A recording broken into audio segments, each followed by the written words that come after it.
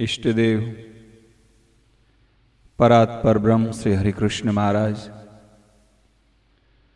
तथा आप सर्व वहाला मित्रों, हरिना लाडीला भक्तों, माताओं, बहनों, बाळको तथा आप सर्वने मारा भावथी प्रणाम। आजे एक आपड़ा महान संत भक्त जयदेव एमणे गीत गोविंद जे कीर्तन भक्ति संस्कृत में जे पाद्य गीत गोविंद ना गायक एमना लेखक भगवान एमने केवी रीते मळेला, भगवान उपर केवी एमनी प्रीति हती, तेमना जीवन दर्शन, जीवन चरित्र, एमनी यशोगाथा आपणे सांभळशुं। भगवान ने भाव थी खीचड़ी जमाड़नार कर्माबाई जे भूमि में थई गया, त्याज बंगाळना वीरभूमि जिल्लाना कुड़बुल गामे ब्राह्मण ज्ञाति में भक्त जयदेवनो जन्म थयो। गाम कुड़बुल ब्राह्मण ज्ञाति नामे जयदेव स्वामी हरिचरणना छे अनुरागी, लग्नी एनी लागी छे, ब्रह्मचारी माया ने छोड़ीने यारी। पिता जयदेव अने माता वामदेवी पण श्री कृष्णना भक्त हता। जयदेव किशोर हतो त्यारे ज माँ बापनी छत्रछाया एने गुमावी बैठा, पण माँ बापे आपेला कृष्ण भक्तिना संस्कारनी साप अंतरारसमां आबाद थईने अंकित थई हती। माता पिताना संस्कार उतरे पुत्र जीवनमा, गंगा यमुना केरी धार उतरे पुत्र जीवनमा। बचपणथी श्री कृष्णनी भक्तिने एनुं घेલું लागेલું। छत्रछाया गुमाव्या छतां किशोर वयે संस्कृत भाषा पर एमणे खूब सारू एवुं प्रभुत्व मेळव्युं। ज्ञान भगवानना अनुवाद गावामां एनो उपयोग निवड्यो। संस्कृतना ज्ञानने लीधे भगवानने बीजा धर्म ग्रंथोनी वाचन चिंतनथी जयदेवना हૈયામાં પાંગરેલી भक्ति जेनी वेली हती पुष्ट बनी। एटले तो हरिनाम कीर्तन व्रजलेप माफक किशोर अवस्थामांथी ज एमने जड़ाई गयेला। भगवत नामनु कीर्तन रे जेना जीवन में जड़ाय, विचार वाणी वर्तन रे धीमे सुधरता जाय। अंतर शुद्धि थी पहल से नाम हइये घसाई जो, सड़या अंतर पर मेल रे घसाय घसाय भूसाई जो। भगवत नामनु कीर्तन रे जेना जीवन में जड़ाय जो। किशोर जयदेव तो मोटे भागे राधा कृष्णना मंदिर में ज पड्या रहता हता।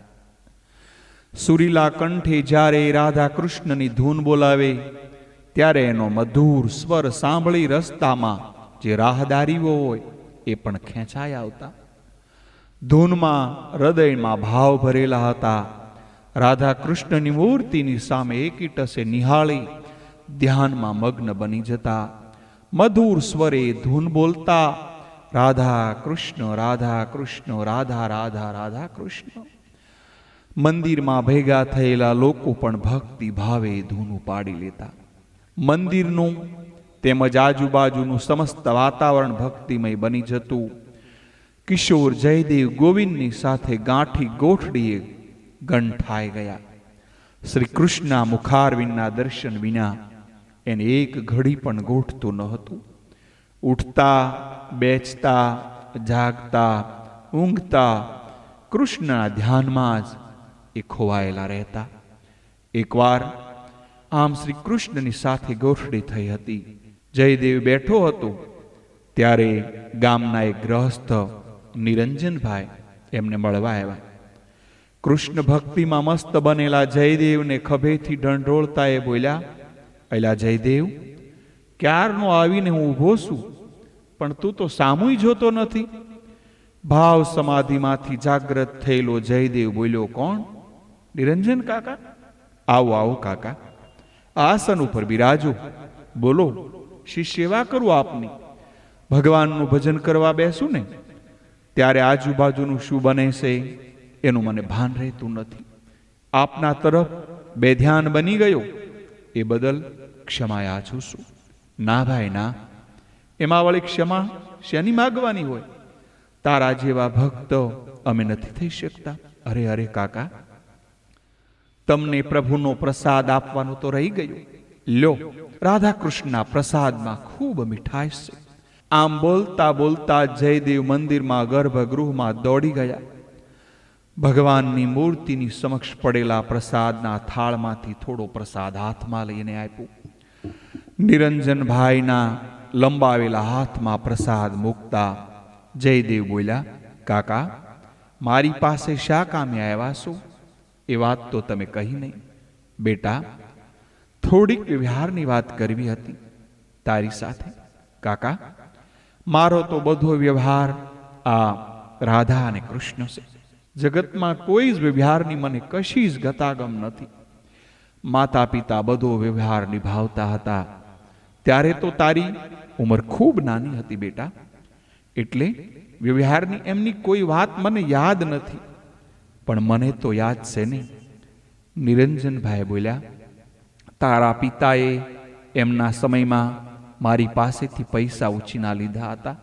મારું એ દેવું સુક્તે થાય એ પહેલા તો તારા મા બાપને પ્રભુનું ઘરનું તેડું આવી ગયું અને મારું કરજ સૂક્યા વિના એ બંને જણા મોટે ગામત્રે ઉપડી ગયા. પિતાનું ઋણ ચૂકવવું એ પુત્રની ફરજ છે, કર્તવ્ય છે. તારું કર્તવ્ય યાદ કરાવવા માટે આવ્યો છું બેટા.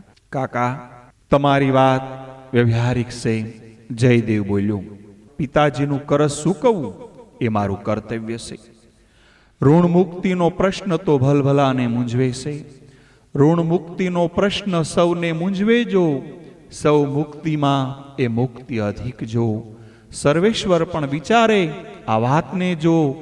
હૈયે એની રહેતી સદાય બીક જો. ઋણના સૂકવે દેવાળિયા કહેવાય જો. કોઈ ના રાખે દુનિયામાં પતિ જ જો. બક્ષિસ લાખે હિસાબ કોડીથી થતો જો. વ્યવહારિયા સાચી એ રીત જો. માથે દેવું એ સરખું નહીં દુઃખ જો. પુનિતની સૌ વિચારણા આ શીખજો. વાહ જયદેવ વાહ! ભક્તિના રંગે રંગાયેલો હોવા છતાં તો વ્યવહારમાં કંઈક સમજે તેવો ખરો જ. કાકા, ભક્તિ કરનારા લોકો કોઈનું લેણું ખોટું કરે એમ તમને કોણે કહ્યું? બેટા, જાજી વાત, ગાડા ભરાય, આ બધી સરસા કરવાનો વખત નથી. તારા પિતા પાસે મારી લેણી રકમની રકમ ક્યારે ભરપાઈ કરીશ એમ તું કહી દે. જયદેવ ગંભીર સ્વરે બોલ્યા, કાકા, પિતાજીનું દેવું વ્યાજની સાથે હું તમને ચૂકવીશ. એની તમે લગીરે પણ ચિંતા ના કરશો. હું ક્યારેય નામ નકર નહીં જાઉં. ભાઈ, મને તારો ગળા સુધીનો ભરોસો છે. સારો માણસ ક્યારેય વ્યવહારમાંથી એક ડગલું પાછો ન હટે. પણ ભાઈ, તું અત્યારે કંઈ કામ ધંધો તો કરતો નથી. સંસ્કૃતનું અગાધ જ્ઞાન ધરાવવા છતાં રાજ દરબારમાં જઈને પ્રતિષ્ઠિતિ ગીતો ગાતો નથી. મારું દેવું પાછું વાળવાની તારી તીવ્ર ઈચ્છા ભલે હોય, પણ એ વાળી શકીશ કઈ રીતે? કાકા, તમારી વાત પણ સાચી. મારો તો બધો વ્યવહાર રાધા અને કૃષ્ણ છે. મારી સમગ્ર સૃષ્ટિ ભગવાનમાં અને ભગવાનના નામમાં સમાઈ ગઈ છે. ભક્ત અને મન તો ભગવાન જ એકમાત્ર પ્રાણના આધાર છે. ભક્તોને એક જ ભગવાન. દુનિયા ડૂબી ગઈ. ટૂંકમાં ટૂંકું છે જ્ઞાન. દુનિયા ડૂબી ગઈ. ટૂંકી છે દુનિયા અને ટૂંકી છે દ્રષ્ટિ. ટૂંકું ચરણનું ધ્યાન. દુનિયા ડૂબી ગઈ. ટૂંકું નિવેદન, ટૂંકી છે પ્રાર્થના. ટૂંકા શબ્દોનું જ્ઞાન. દુનિયા ડૂબી ગઈ છે. ભક્તોને એક જ ભગવાન. ભક્તોને એક જ ભગવાન. દુનિયા ડૂબી ગઈ છે. ભાઈ, તારી વ્યવહારિક દ્રષ્ટિ ભલે ટૂંકી હોય, ઋણ મુક્ત થઈ શકાય અને નિરાતે ભગવાનની ભક્તિ પણ કરી શકાય. એવો ઉપાય હું તને બતાવું. એવો કોઈ ઉપાય હોય તો બતાવો ને કાકા. દેવા જેવું દુઃખ આ દુનિયામાં દેખાવું દુર્લભ છે. તમે બતાવેલો એ ઉપાય કારગત નીવડશે તો મારે માથેથી મોટો બોજો પણ ઉતરી જશે અને હું હળવો ફૂલ બની જઈશ. ભાઈ, તારા પિતાજી તારે માટે રોકડ રકમ ભલે ન મૂકી ગયા હોય, પણ તારા રહેવા માટે ઘરનું ઘર તો મૂકી ગયા છે ને. તારું ઘર તો આ મંદિર જ છે ને. કેમ, ખરી વાત ને? હા હા કાકા, અહીં બાકી બિહારી સાથે રહેવાની મને ખૂબ મજા આવે છે. મારું ઘર તો મને ખાવા દોડે છે. ભાઈ, તારા જેવા ત્યાગીને સાચો આશરો હરિના શરણ છે. પણ અમારા જેવા સંસારીના પળો જળમાં તો સાસો આશરો ઘરબાર માલ મિલકતમાં હોય છે. હું આ દસ્તાવેજ તૈયાર કરીને લાવ્યો છું, એ જરા વાંચી લે. તારા પિતા પાસે મારી લેણી રકમની રકમ બદલામાં તારું રહેવાનું બાપ દાદાના વખતનું જે ખોરડું, એના પર હવે તારો તેમજ તારા વારસદારનો હક હિસ્સો રહેતો નથી, એવું આ દસ્તાવેજમાં લખેલું છે. ધ્યાનપૂર્વક વાંચીને એમાં સહી કરી દે, એટલે પિતાના ઋણમાંથી મુક્તિ મળી જાય. કાકા, મારે વાંચવાની જરાય જરૂર નથી. તમે જો કંઈ કરતા હશો એ મારા હિતમાં જ હશે ને.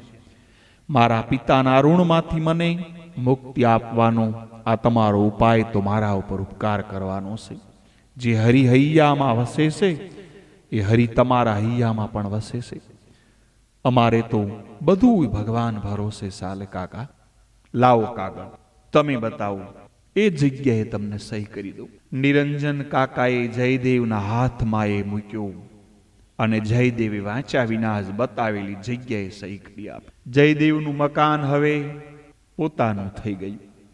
ચક્રવૃદ્ધિ વ્યાજની સાથે લેણું વસૂલ કર્યું.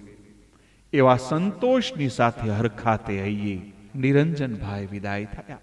બાપ દાદા વખતનું રહેવાનું મકાન નિરંજન કાકાએ લખી આપ્યા પછી જયદેવ તો એ બાજુમાં રસ્તો પણ હવે ભૂલી ગયું. હવે તો એમનું કાયમી નિવાસ સ્થાન ભગવાન રાધા કૃષ્ણનું મંદિર બની ગયું. સંસારના સઘળા વ્યવહારો છૂટી ગયા. ભજનાનંદની મસ્તીમાં ચિત્ત ચોંટી ગયું. મસ્તી ભરેલા જીવનમાં મસ્તી વિના ગમતું નથી.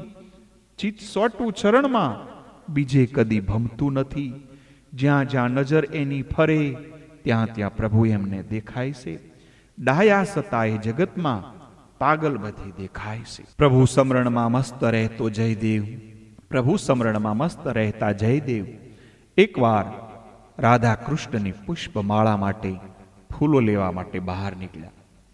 ત્યારે અનાયાસે જ નિરંજનભાઈના ઘર પાસેથી અમને પસાર થવાનું બન્યું. નિરંજનભાઈનું ઘર પોળની નાકે જ હતું. નજર પડતા એ બોલ્યા, જયદેવ, મારું આંગણું તો પાવન કર ભાઈ. તારા જેવા ભક્તની ચરણરસ મારા ઘરમાં પડે તો મારું ઘર પાવન બની જાય. આવું બોલીને શરમાવશો નહીં કાકા. હું કાંઈ મોટો મહાત્મા નથી કે મારા પગલાથી તમારું આંગણું પાવન થઈ જાય. ફૂલ લઈને પ્રભુની સેવામાં હાજર થતા મોડું થવાય એટલે તમારે ત્યાં આવી શકતો નથી, તો ક્ષમા કરજો કાકા. બંને જણા રસ્તા પર ઊભા ઊભા આમ વાતો કરી રહ્યા હતા. ત્યાં જ નિરંજનભાઈના ઘરમાંથી ઓશિંતો શૂર બકોર સંભળાણો. એ અવાજના પડઘા હજી દિવાલો પર પડી રહ્યા હતા. એમના મકાનમાંથી આગના ભડકા બહાર નીકળી રહ્યા હતા.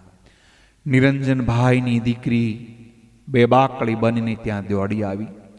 આગ, આગ બાપુ, આપણા ઘરમાં આગ લાગી છે. પોતાના ઘરમાંથી કાળની જીવા સમી આગના ધબકારા નીકળતા નીકળી નિરંજનભાઈના છક્કા છૂટી ગયા. શું કરવું, આગ કેમ બુજાવી, એનો કોઈ ઉપાય એમને મનમાં સૂચતો પણ ન હતો અને ઊભા રહ્યા. પણ આગની જ્વાળાઓ નિરંજનભાઈના ઘરમાંથી નીકળતી જોઈ જયદેવ દોડ્યો અને ત્યાં પહોંચી ગયું. પ્રાણની પરવા કર્યા વિના રાધા કૃષ્ણ નામનું રટણ કરતા કરતા સળગતા મકાનની અંદર એ કૂદી પડ્યું. પારકી પીડા સંતો કદીએ જોઈ શકતા નથી. જે કાંઈ પડે છે શરણે વીજળી બને જીવનમાં. પરમાર્થે જે ધાર્યા સંતોને ધન્ય કાયા. શ્વાસે ભરી છે સેવા, જીવન સમર્પિત કરી દેવા. છોડી જગતને માયા, સંતોને ધન્ય કાયા. પરમાર્થે જે ધાયા, સંતોને ધન્ય કાયા. જયદેવ બળતા ઘરમાં જેવો કૂદી પડ્યો એવી જ ભડભડ સળગી રહેલી એ પ્રસંડ આગ પરવાળમાં શમી ગઈ. નિરંજનના સ્ત્રી બાળકો બેબાકળા બની રડા રોકણ કરી રહ્યા હતા. સળગતી આ પ્રસન્ન જ્વાળામાં સૌ ભસ્મભૂત થઈ જવાની દહેશતમાં શિવી રહ્યા હતા. ઓશિંતો જ આગમાંથી એમનો બસાવ થઈ ગયો. જાણે વહાલો વિભુ વારે ધાયો હોય એવો આનંદ અંતરમાં વ્યાપી ગયો. પોતાનું કર્તવ્ય પરિપૂર્ણ કરી જયદેવ ઘરની બહાર નીકળ્યા. ત્યાં ઉભેલા નિરંજનભાઈ રાધા કૃષ્ણ રટન મુખથી વારંવાર કરતા જયદેવના શરણો આળોટી પડી. નિરંજનભાઈને આજે પ્રભુ નામની ભક્તિનો પરચો મળી ગયું. સ્વાર્થમાં રચ્યા પચ્યા રહેતા એ સંસારી જીવડાને પણ મનમાં પાકી ખાતરી થઈ ગઈ કે બીજા બધા આધાર સાવ ખોટા છે. સાચો અને સદ્દર આધાર તો કેવળ હરિનામનો છે, હરિનામની ભક્તિનો છે. હરિના નામના હો એક જ આધાર રે, જીવન સંગ્રામ હો એક જ આધાર રે. કીર્તન કરે ચિત્ત દર્પણને ઉજળું, પાપો ધોવાને હું એક જ આધાર રે. જયદેવના ચરણોમાં પડેલા નિરંજનભાઈ તરત જ ઊભા થઈ ગયા. ભાઈ, થોડી વાર થોભી જા. દેવ સેવાના તારા કામમાં વિલંબ નહીં થવા દઉં. મને પાપ પંકમાંથી બહાર નીકળવાની એક તક તું આપતો જા. આટલું બોલી નિરંજનભાઈ તો દોડતા દોડતા ઘરમાં દાખલ થયા. થોડી વાર પછી પેલો દસ્તાવેજ લઈને પાછો ફેર્યો. જયદેવ પાસે લખાવી લીધેલ મકાનના દસ્તાવેજને ત્યાંને ત્યાં ફાડીને ફેંકી દીધો. પછી પસ્તાવા રૂપી સ્વરે બોલ્યા, ભાઈ, એક તુચ્છ રકમ ખાતર તારા જેવા ભગવાનના ભક્તનું ઘર પચાવી લીધું. એની આકરી સજા પ્રભુએ મને કરવાનું નક્કી કર્યું. અરે, સજાનો આરંભ પણ કરી દીધો ભાઈ. તું અત્યારે અમારી વારે ધાર્યો ન હોત તો મારું આખું મકાન અને મારું સમસ્ત કુટુંબ પ્રભુના એ ક્રોધાની અગ્નિમાં ભસ્મભૂત થઈ ગયું હોય. કાકા જયદેવ નિર્લેપ ભાવે બોલ્યા, આપને મકાન લખી આપવું ત્યારે એનો બદલો પ્રભુએ આપ્યો છે એવો ભાવ પણ મને ન લાવશો. હા, પ્રભુથી વિમુખ એવા તમને આ પ્રસંગે પ્રભુને સન્મુખ કર્યા છે. એ ભાવ જીવનની અંતિમ પળ સુધી હૈયામાં ટકાવી રાખવી તો બેડો પાર થઈ જશે. એ કિશોર જયદેવ પીઢ નિરંજન કાકાના હૈયામાં ચેતનાની એવી ચિનગારી પ્રગટાવી દીધી કે જયદેવની માફક સંકીર્તન મંડળીમાં જોડાઈ ગયા.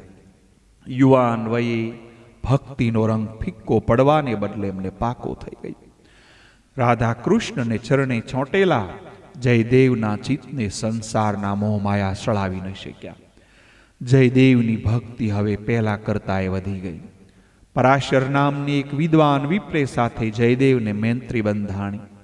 પરાશરે જયદેવ સમક્ષ જગન્નાથપુરીના નીલાચલનાથની મનમોહક મૂર્તિમાં ખૂબ ખૂબ વખાણ કર્યા. એટલે જયદેવના મનમાં જગન્નાથપુરીની યાત્રા કરવાની છટપટી થવા લાગી. પરાશરની વાત સાંભળી જયદેવના મનનો મોરલો ઘેંકી ઉઠ્યો. સર સામાનની સાથે તો કંઈ લેવાનું હતું નહીં.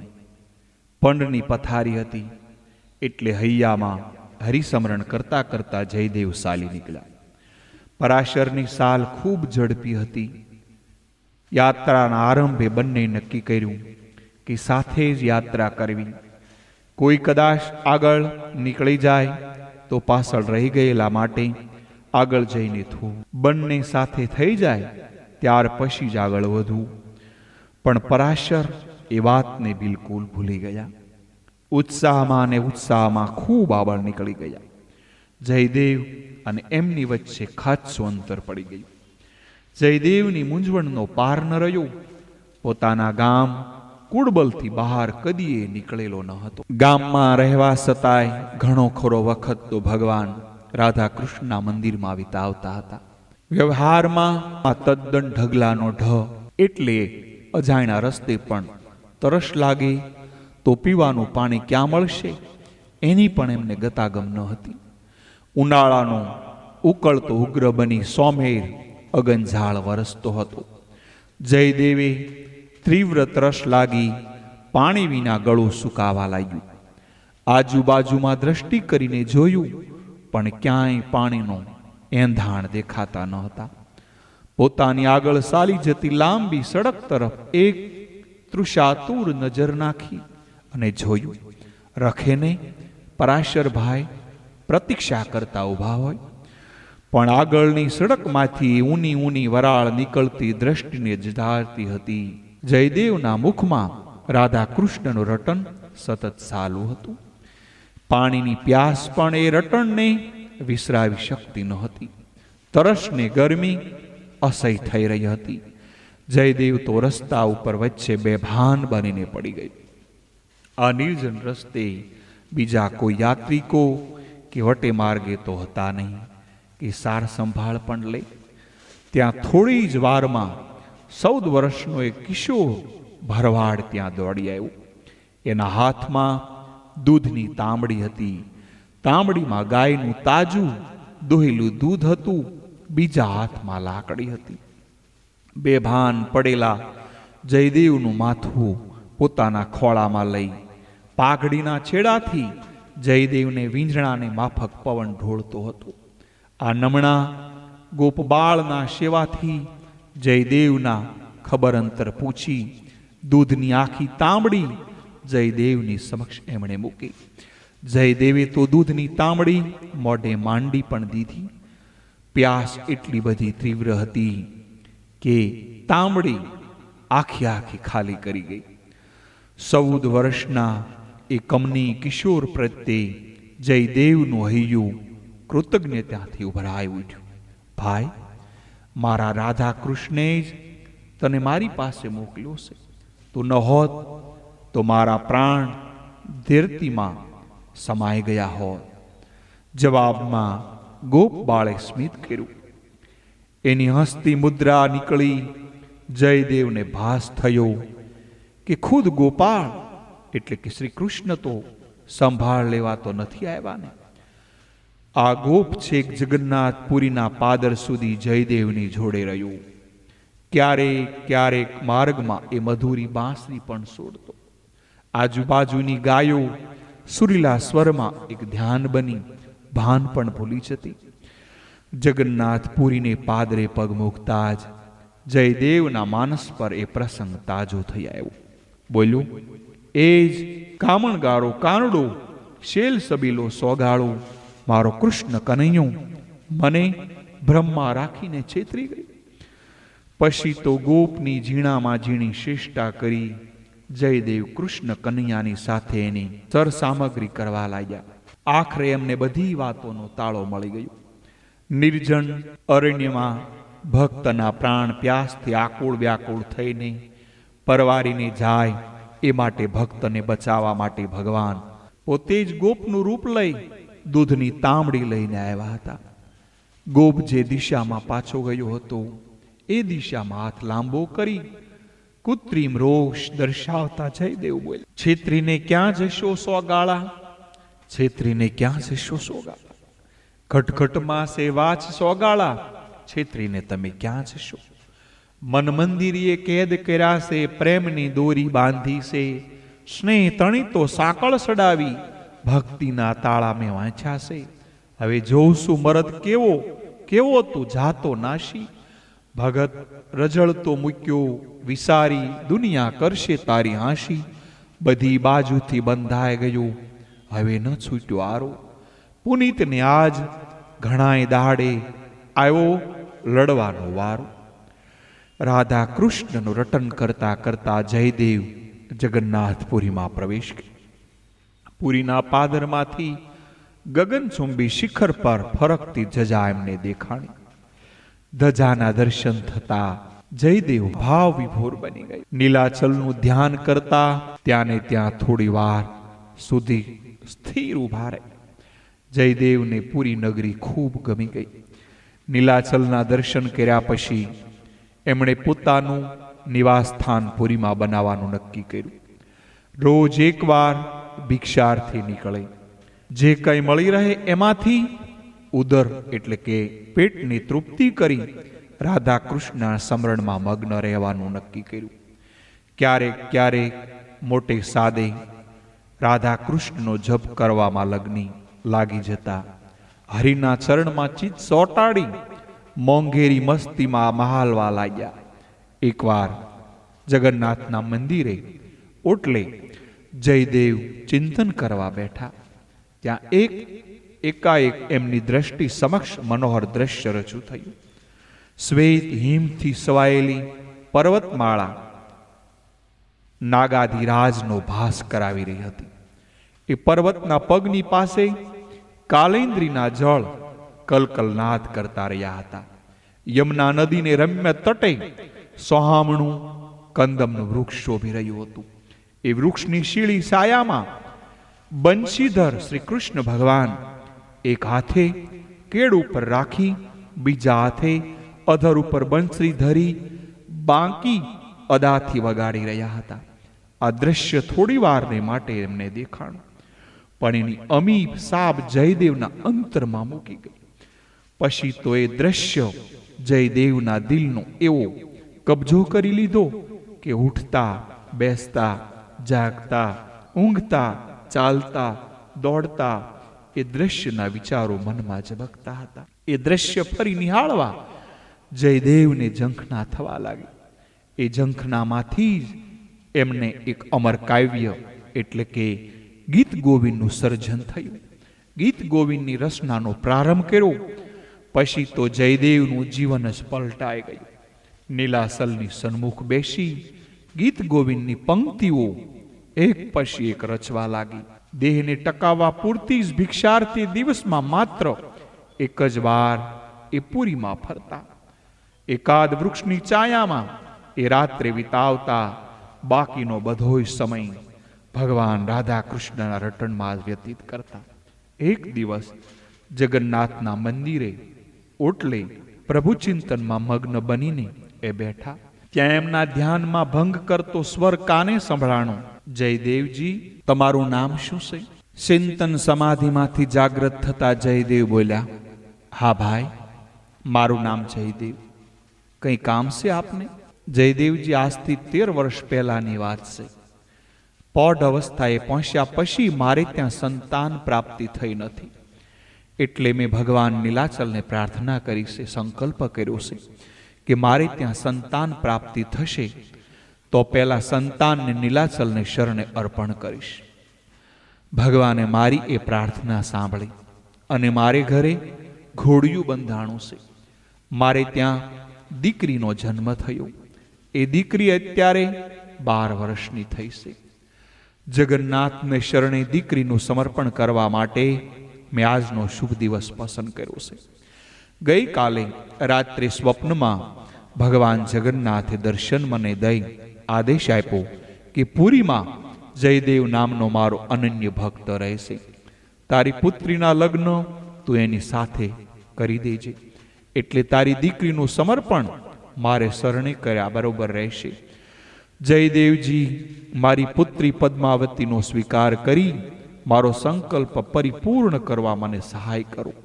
કન્યા પદ્માવતીનું સમર્પણ કરવા આવેલા એ બ્રાહ્મણનું નામ સુદેવ હતું. સુદેવની વાત સાંભળી જયદેવ ઊંડા વિચારમાં ઉતરી ગયા. અધીરા બનેલા સુદેવ વિપ્ર તરત જ બોલી ઉઠ્યા, મારી કન્યાના સ્વીકારવામાં જરાય આનાકાની કરશો નહીં. જગન્નાથ પ્રભુના આદેશને હું સ્વીકાર ન કરું તો મહાપાપીનો ભાગીદાર બનીશ. જયદેવ ખૂબ અકળાણા. અનુભવતા બોલ્યા, ભાઈ, મારી સાથે તમારી દીકરીના લગ્ન કરવાથી એ કશું સુખ પામી શકશે નહીં. કારણ કે હું શું ભિખારી? વેશમાં શોધો મૂર્તિઓ દેશમાં, મિલકત સહી મારી ગણો આ તુંબડી અવશેષમાં. મુજરંકને ઘેર તમે રતન નહીં કદાપી શોભે, જે જ્યાં શોભે છે ત્યાં શોભે, દરવાજે હાથી જ શોભશે. વડીલ, આપની દીકરી કોઈ રાજપંડિત સાથે પરણાવો તો સુખ સાહેબીથી ભોગવશે. મારી સાથે પરણાવશો તો એક ટંકનું ભોજન પણ એને ખાવા નહીં મળે. મેં તો સંસારનો ત્યાગ કરી દીધો છે.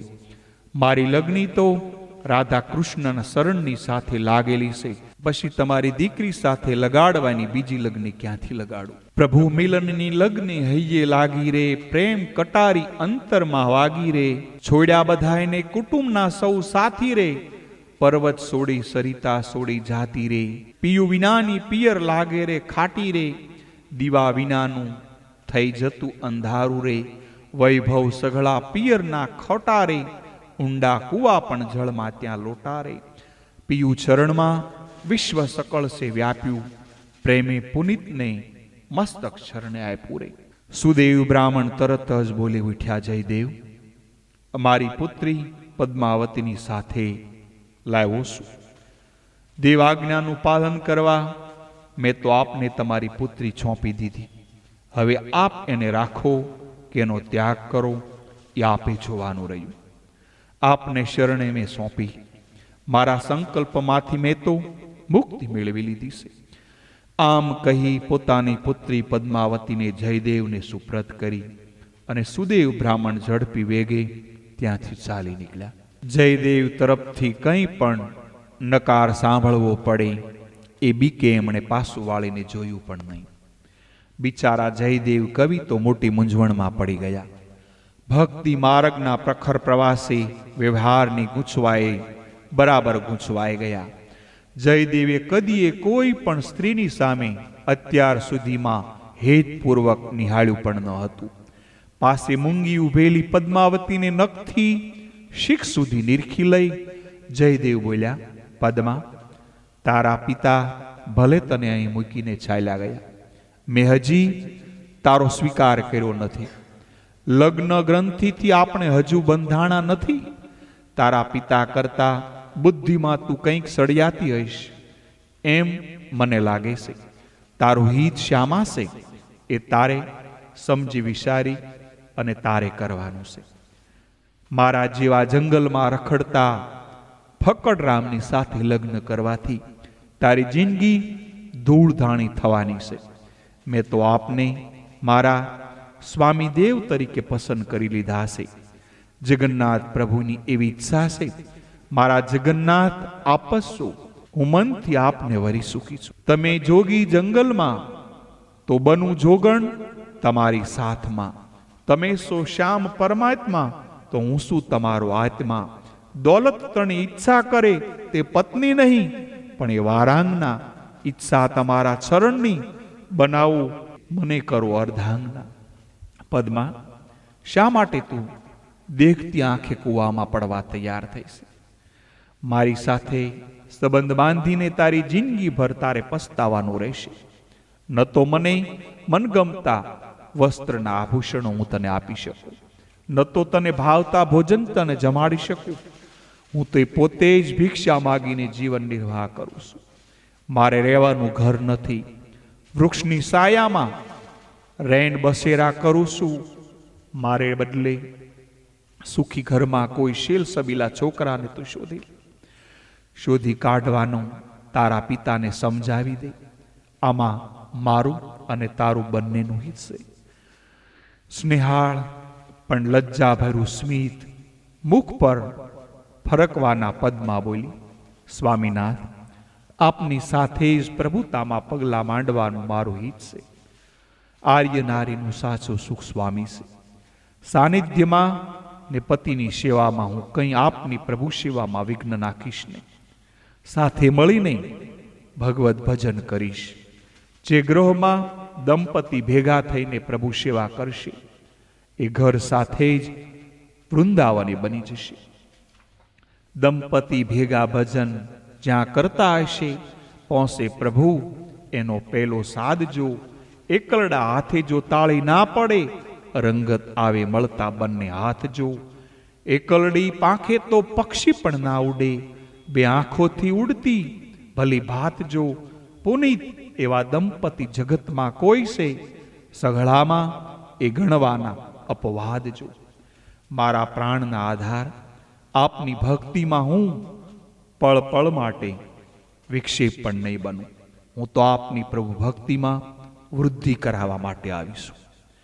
તમારા સુખમાં સુખી, તમારા દુઃખમાં દુઃખી. તમે રહેશો ભૂખ્યા તો સાથમાં રહીશ હું ભૂખી. થઈ જગદીશની આજ્ઞા જરા જુઓ વિચારીને, પકડજો હાથ સ્વામીનાથ, કરો સે નાથ નારી. પદ્માવતીને પોતાના પ્રત્યેની ઉચ્ચકોટીની નિસ્વાર્થ પ્રેમ નિહાળી જયદેવ પીગળી ગયા. પદ્માવતીની પોલાદી વાણીમાં એવી અદ્ભુત શક્તિ હતી કે પોલાદીમાં પોલાદી હૈયાને એની પાસે પીગળવું પડે. પદ્માવતી તરફ પ્રેમભરી દ્રષ્ટિ કરતા જયદેવ બોલ્યા, જ્યાં પ્રેમ ત્યાં નહીં નેમ, એવી સે એક લોકો કી બને સે મહાત નરવીર. સામે જો પ્રસણ સ્ત્રી શક્તિ, અબળાતણા આવેશમાં પ્રબળા તમોને ધારું છું. સ્વીકારું જગદીશની આજ્ઞા, તમારો સાથ હું સ્વીકારું છું. પદ્માવતીનો હાથ જયદેવ સ્નેહ ભરે સ્વીકારી લીધો. પદ્માની પ્રબળ પ્રેમ શક્તિ અને પ્રભુની પ્રબળ ઈચ્છાને માન આપી જયદેવ ગૃહસ્થાશ્રમમાં હવે પ્રવેશ કરે છે. પ્રભુતામાં પગલાં માંડવા એમણે શરૂ કર્યા. સંસારી બન્યા બાદ જયદેવ જગન્નાથપુરી છોડી કુડબલ ગામે પોતાના ઘરે આવીને એમણે નિવાસ કર્યો. નિત્ય પ્રાતઃ કાળે પતિની પહેલા પદ્માવતી ઉઠી જતી હતી. ઝટપટ નિત્યક્રમ આટોપી લઈ પ્રભુની પૂજા સામગ્રી પતિ માટે તૈયાર કરી આપતી. પોતાના મકાનમાં જયદેવ રાધા કૃષ્ણમાની પ્રતિમાનું એમને સ્થાપન કર્યું હતું. સમય સમયની આરતી અને સમય સમયના શણગાર રાધા કૃષ્ણ ભગવાનને થવા લાગ્યા. પદ્માવતી ઉલટભેર સ્વાદિષ્ટ રસોઈ બનાવીને પ્રભુને ભોગ ધરાવતી હતી, થાળ ધરાવતી હતી. પ્રભુના પૂજન અર્ચન અને કીર્તન બંને સાથે મળીને કરતા હતા. આમ જયદેવ અને પદ્માવતીના ગ્રહસ્થાશ્રમની ગાડી સંસારને સરિયામ સડસડાટ પાણીની રેલાની માફક સહજ ભાવે સરકવા લાગી હતી. ગ્રહસ્થાશ્રમની ગાડી જગમાં ચાલતી પતિ પત્નીના બે પૈડાઓ કહેવાય. જો દંપતી કેરા વિચાર સરખા જ્યાં હોય એ ગાડી તો સીધી દોડી જાય. જો મન ઘોડાની લગામ પ્રભુના હાથમાં, જવાબદારી જીવનની સોંપાઈ. જો સંસારે સંસાર રહી જીવે દંપતી, પુનિત પ્રભુની પાસે પહોંચી જાય. જો થોડો સમય ગામમાં રહ્યા પછી જયદેવને યાત્રા કરવાની ઈચ્છા થઈ. પત્નીને રાધા કૃષ્ણની સેવા પૂજા સોંપી જયદેવ યાત્રાને કરવા નીકળી પડ્યા. આ દરમિયાન જયદેવ રસિત ગીત ગોવિંદ અનન્ય પ્રસાર પામી ગયું હતું. વિદ્વાન કવિઓ પણ એની પ્રશંસા કરવા થાકતા ન હતા. જયદેવ જ્યાં જ્યાં જતા ત્યાં ત્યાં એમના આગમન પહેલા જ એમના મહાકાવ્યો ગીત ગોવિંદની સુવાસ પ્રસરી રહી હતી. રાજા તો પોતાના રાજ્યમાં પૂજાય, જ્યારે વિદ્વાન તો સર્વત્ર આદર પામે. એક રાજ્યના પાટણી કુંવરે પોતાની રાજધાનીમાં પધારેલા જયદેવને તરત જ પીચાણી લીધા. આદરપૂર્વક જયદેવનું સ્વાગત કર્યું. એ યુવરાજ જયદેવને પોતાના મહેલમાં તેડી લાવ્યા. મહેલમાં પણ કવિનો ઉલટભેર સત્કાર કર્યો. પોતાના રાજ્યમાં રોકાઈ રાજ્યની કવિ સભા સંબોધવાનો અત્યને એમને આગ્રહ કર્યો. વિનયપૂર્વક જવાબ આપતા જયદેવ બોલ્યા, મને રાજ્યસભામાં બંધનો ન ફાવે. એથી તો મારી કલ્પનાની પાંખો કપાઈ જાય. હા, તમારી અત્યંત આગ્રહતા છે એટલે થોડો દિવસ હું રોકાઈશ. એટલું કહી જેટલા દિવસ રોકાય એટલા દિવસ હું રોકાઈશ. આપ ઈચ્છો છો તો મારું રચેલું ગીત ગોવિંદ અવશ્ય હું તમને સંભળાવીશ. પોતાના સાનિધ્યમાં થોડો વખત રોકાવાનું, ગીત ગોવિંદનું કાવ્ય સંભળાવવાનું જયદેવ સ્વામી સ્વીકારી લીધું. એટલે યુવરાજના આનંદની અવધિ ન રહી. જયદેવે તો બીજા જ દિવસથી યુવરાજ અને એમના દરબારીઓને સમક્ષ ગીત ગોવિંદ સંભળાવવાનો એને આરંભ પણ સૌ શ્રદ્ધાપૂર્વક બેસી સત્સંગ સુધાનું પાન કરવા લાગ્યા. થોડા દિવસે ગીત ગોવિંદ સંભળાવી સત્સંગ સરિતા વહેડાવતી આગળ યાત્રાને જવા માટે જયદેવ યુવરાજથી વિદાય લીધા. યુવરાજે સોનામોહરની થેલી અને દેવી પદ્માવતી માટે અતિ મૂલ્યવાન વસ્ત્રો, રત્નો, આભૂષણો જયદેવને શરણે મૂક્યા. જાણે પગ પાસે કાળો ફણીધર નાગ આવીને પડ્યો હોય એમ જયદેવે 2 ડગલા પાછા હટી ગયા.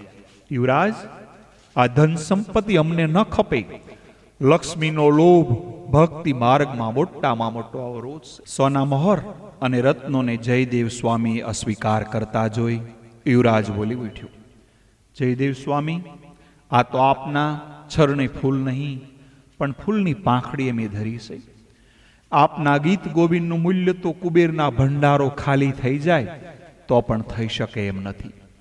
આપની પ્રત્યેના પ્રેમના પ્રતીક રૂપે આ સુવર્ણ મુદ્રાઓની થેલી દેવી માટે થોડાક રત્નોને કૃપયા સ્વીકાર કરો. અમારી આટલી આગ્રહભરી વિનંતી ઠુકરાવશો ને. યુવરાજના અત્યંત આગ્રહને જયદેવ સ્વામી અનિચ્છાએ પણ માન આપ્યું. સોના મહોરોની એક થેલીને થોડાક રત્નો સાથે લઈ આગળની યાત્રાએ એમને પ્રયાણ કર્યું અને ગામ પાસા ફરવાના રસ્તે પકડ્યા. ખરેખર માયા પોતાનો ભાગ ભજવા વિના રહેતી નથી. પ્રભુની અપરંપાર કરુણા જેના ઉપર વરસતી હોય એવા ભક્તો સિવાય માયાના મારમાંથી કોઈ જ બચ્યા નથી. માયાની શક્તિ એટલી બધી અગાધ છે કે એની સુંગાલમાંથી એકવાર ફસાય પછી એમાંથી બહાર નીકળવું ખૂબ કઠણ છે. જયદેવને જવું હતું આગળ તીર્થયાત્રા કરવા, પણ માયા પાસે આવતા એને સાસવવાની જવાબદારીની શિરે આવી પડી. પરિણામ એ આવ્યું કે તીર્થયાત્રાની વાટ અડધે આવતા પડતી મૂકવી પડી. રસ્તે ચાલતા ચાલતા જે જયદેવ હંમેશા હરિસ્મરણમાં મગ્ન રહેતા હતા એ અત્યારે માયાના વિચારમાં પડી ગયા. માયાના વિચારમાં મગ્ન બનેલા જયદેવના માથા પર પાછળથી લાકડીનો જોરદાર ફટકો પડ્યો. હાથમાંથી સોના મોહરની થેલી દૂર થઈ ગઈ. રત્નો જમીન પર વેરાઈ ગયા. આમ ઓચિંતું શું બની ગયું એનો વિચાર કરતા કરતા જયદેવ લાકડીના સખત મારને લીધે બેભાન થઈને ઢળી પડ્યા. થોડી વાર પછી ભાનમાં આવ્યા અને આંખો ઉઘાડી તો યમદૂત જેવા બે બળવાન લૂંટારાઓ છાતી ઉપર તલવાર તોડીને ઊભા હતા. જરાય ગભરાયા વિના જયદેવ બોલ્યા, ભાઈઓ, મેં તમારું કંઈ જ બગાડ્યું નથી. વિના કારણે શા માટે મને માર્યો છે? મેં તમારું કંઈ જ બગાડ્યું નથી એ પણ ખરું. તે અમારું કંઈ જ બગાડ્યું નથી એ પણ ખરું, પરંતુ તારી પાસે આ માલ મિલકત છે, એણે અમારા મનને બગાડ્યું છે, એનું શું? આ સોના મહોરો કિંમતી રત્નો પડાવી લેવા માટે અમે તમને માર્યા છે. અરે ભાઈ, અરે ભલા ભાઈ, મને માર્યા વિના તમે કહ્યું હોત તો પણ તમને આ બધી માલ મિલકત તમને આપી દે. મારે તો આ બધી માલ મતા સાવ નકામી છે. માયાનો આ ભાર મારે સહન થતો નથી. માથેથી કેમ ઉતારી નાખો એના વિચારમાં હું ખોવાઈ ગયો હતો. ત્યાં જ તમારી લાકડીનો ફટકો મારા પર લાગ્યો. અમને મૂર્ખ બનાવવાની તું વાતો ન કર, બીજા લૂંટારાઓ બોલ્યા. પોતાની માલમત્તા માગતા વેત તે કઈ સોંપી દેતા હશે? મૂર્ખમાં મૂર્ખ માણસને પણ હાથમાંથી માયા છોડવી ખૂબ અઘરી લાગે છે, કોઈને ગમતી નથી. આમ કહેતા એ ક્રૂર લૂંટારાએ તલવારના તીક્ષ્ણ પ્રહાર ઉપરાઉપરી કરી જયદેવના હાથ અને પગ કાપી નાખ્યા.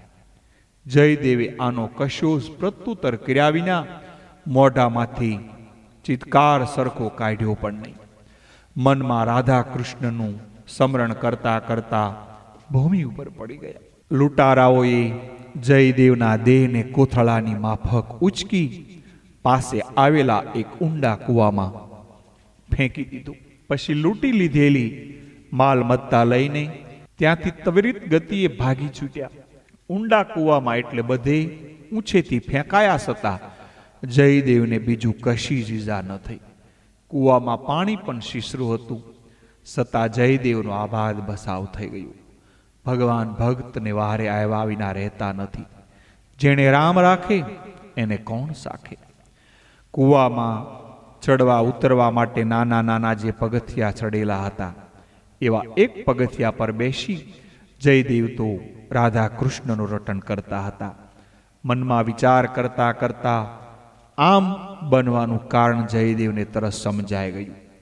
માયાથી આટલા વર્ષો સુધી અળગો રહ્યો, છતાં યુવરાજના અતિશય આગ્રહ પાસે ગોથું ખાઈ ગયું. માયાને હું થોડોક વશ થયો એટલે મારી શાન ઠેકાણે લાવવા ભગવાને આ બધો ખેલ રચ્યો હશે. મારા નાથની ઈચ્છા મારી ભક્તિની કસોટી કરવાની થઈ હોય એવું મને લાગે છે. મારી ભૂલથી મને બરાબર સજા મળી છે, એ સજા થવી જ જોઈએ. જયદેવ ઊંડા આત્મચિંતનમાં પડી ગયા. આમ તો માયા મારા અંતરને સ્પર્શ પણ ન કરી શકે. આજે જ આમ શાના લીધે બન્યું? અને એમની દ્રષ્ટિ સમક્ષ ગીત ગોવિંદની પંક્તિએ યુવરાજને દરબારીઓએ પ્રશંસાની પુષ્પોની પથારી પાથરી હતી. એ દ્રશ્ય એમાં ખડું થયું. પ્રશંસાથી માનવી ફૂલાઈ જાય છે, એની આંખે અહમના અંધારી આવી જાય છે. અભિમાન તો ભગવાને ભાવતું જ ભોજન છે. મંદા જ્ઞાને મંદ ઉતાર્યા વિના મનમોહન કદી રહેતો નથી. રાધા કૃષ્ણનું સ્મરણ કરતા કરતા જયદેવની આંખમાંથી પસ્તાવાના આંસુ વહેવા લાગ્યા. ખૂબ જ મોટેથી રાધા કૃષ્ણનું કીર્તન કરવા લાગ્યા.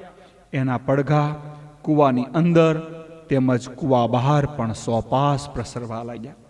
બરાબર આ જ અરસામાં ગોંડ દેશના રાજા લક્ષ્મણ સેન પોતાના અંગરક્ષકોના ફાંફલાની સાથે શિકારીથી પાસા ફરી રહ્યા હતા. અવાવરૂ કૂવાના ઊંડાણમાંથી આવતા રાધા કૃષ્ણના સ્વરે રાજાના કાન સમકાવી દીધા.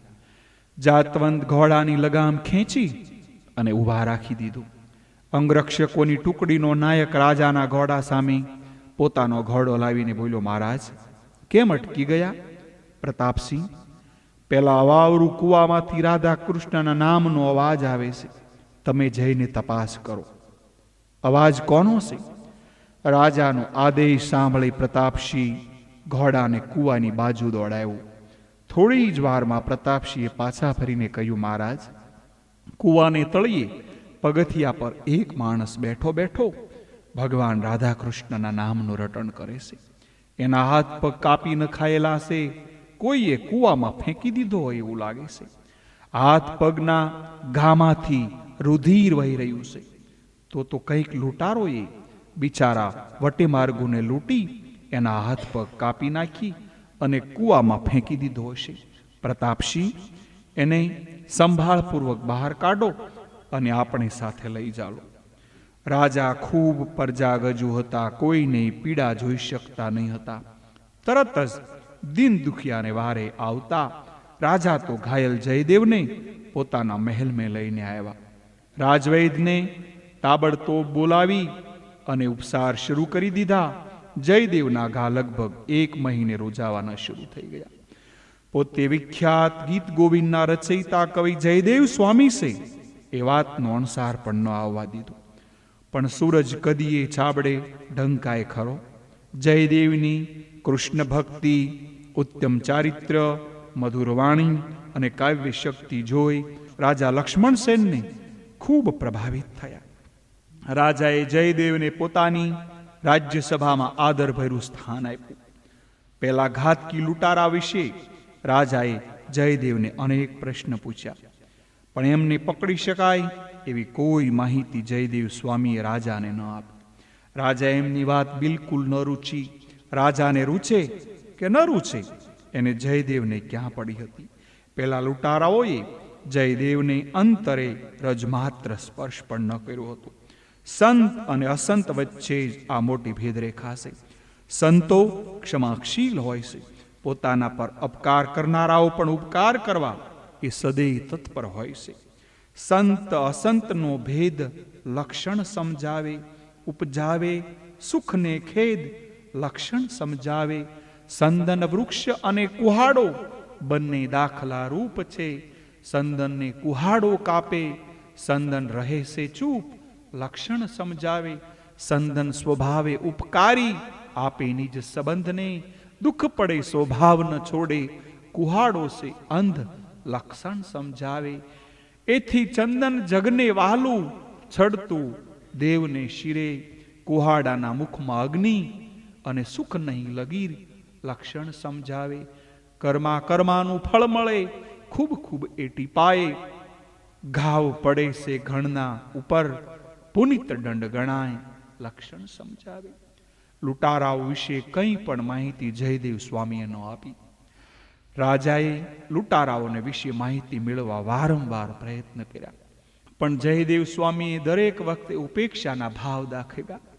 રાજાએ લૂંટારાઓના વિશે જાણવા અત્ય આગ્રહ કર્યો.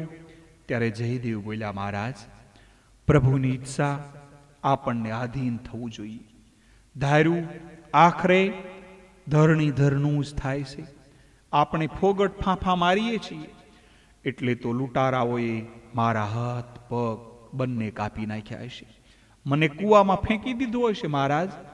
ત્યારે લૂંટારાઓ સામે ફરિયાદ કરવાને બદલે મેં પ્રભુને પણ પ્રાર્થના કરતા કહ્યું છે કે પ્રભુ, તારું થવાનું ધારેલું તે આગળથી જ વિચારેલું હતું. પ્રભુ, તારું થવાનું હતું તે ધારેલું હતું.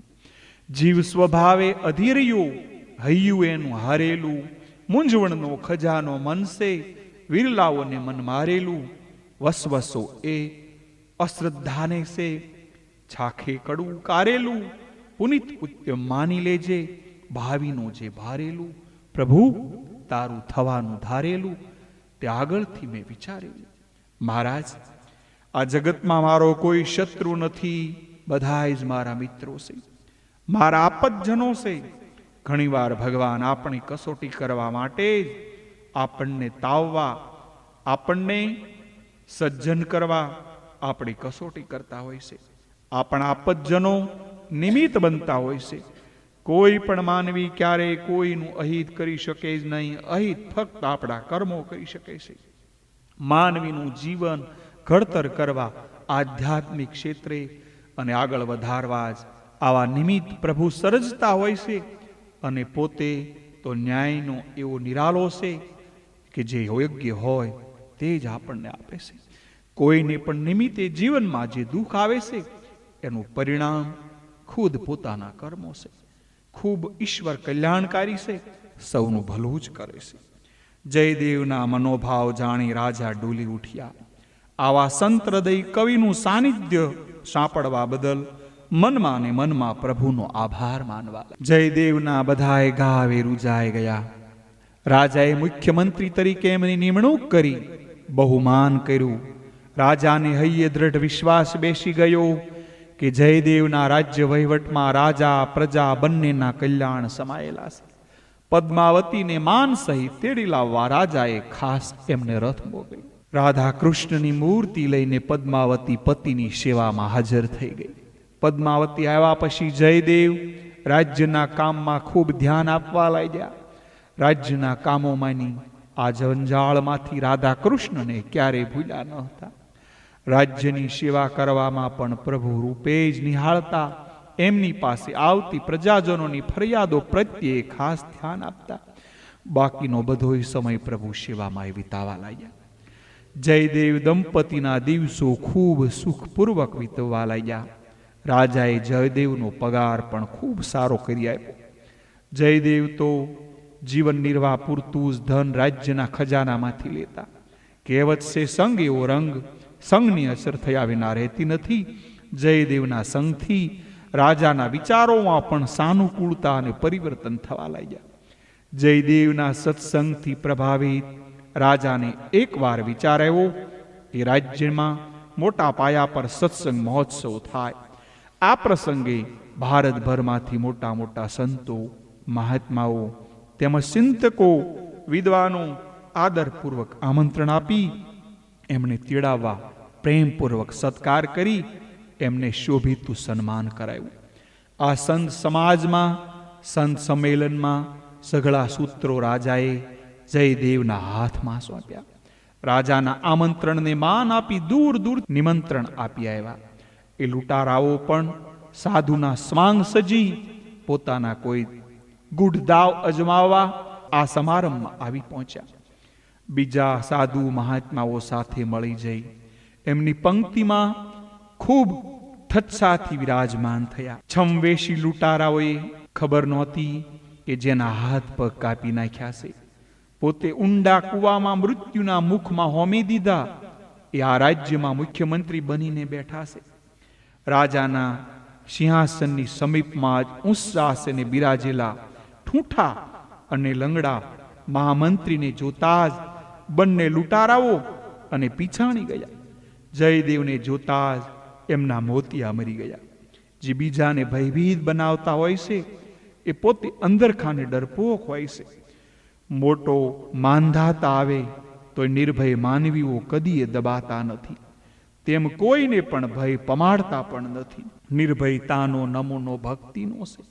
આટે પહોરે અંતર આનંદ નિર્ભયતાનો, એની રૂએ રૂવાડું ફરકે નહીં, દુઃખની ન આવે કદીએ ગંધ.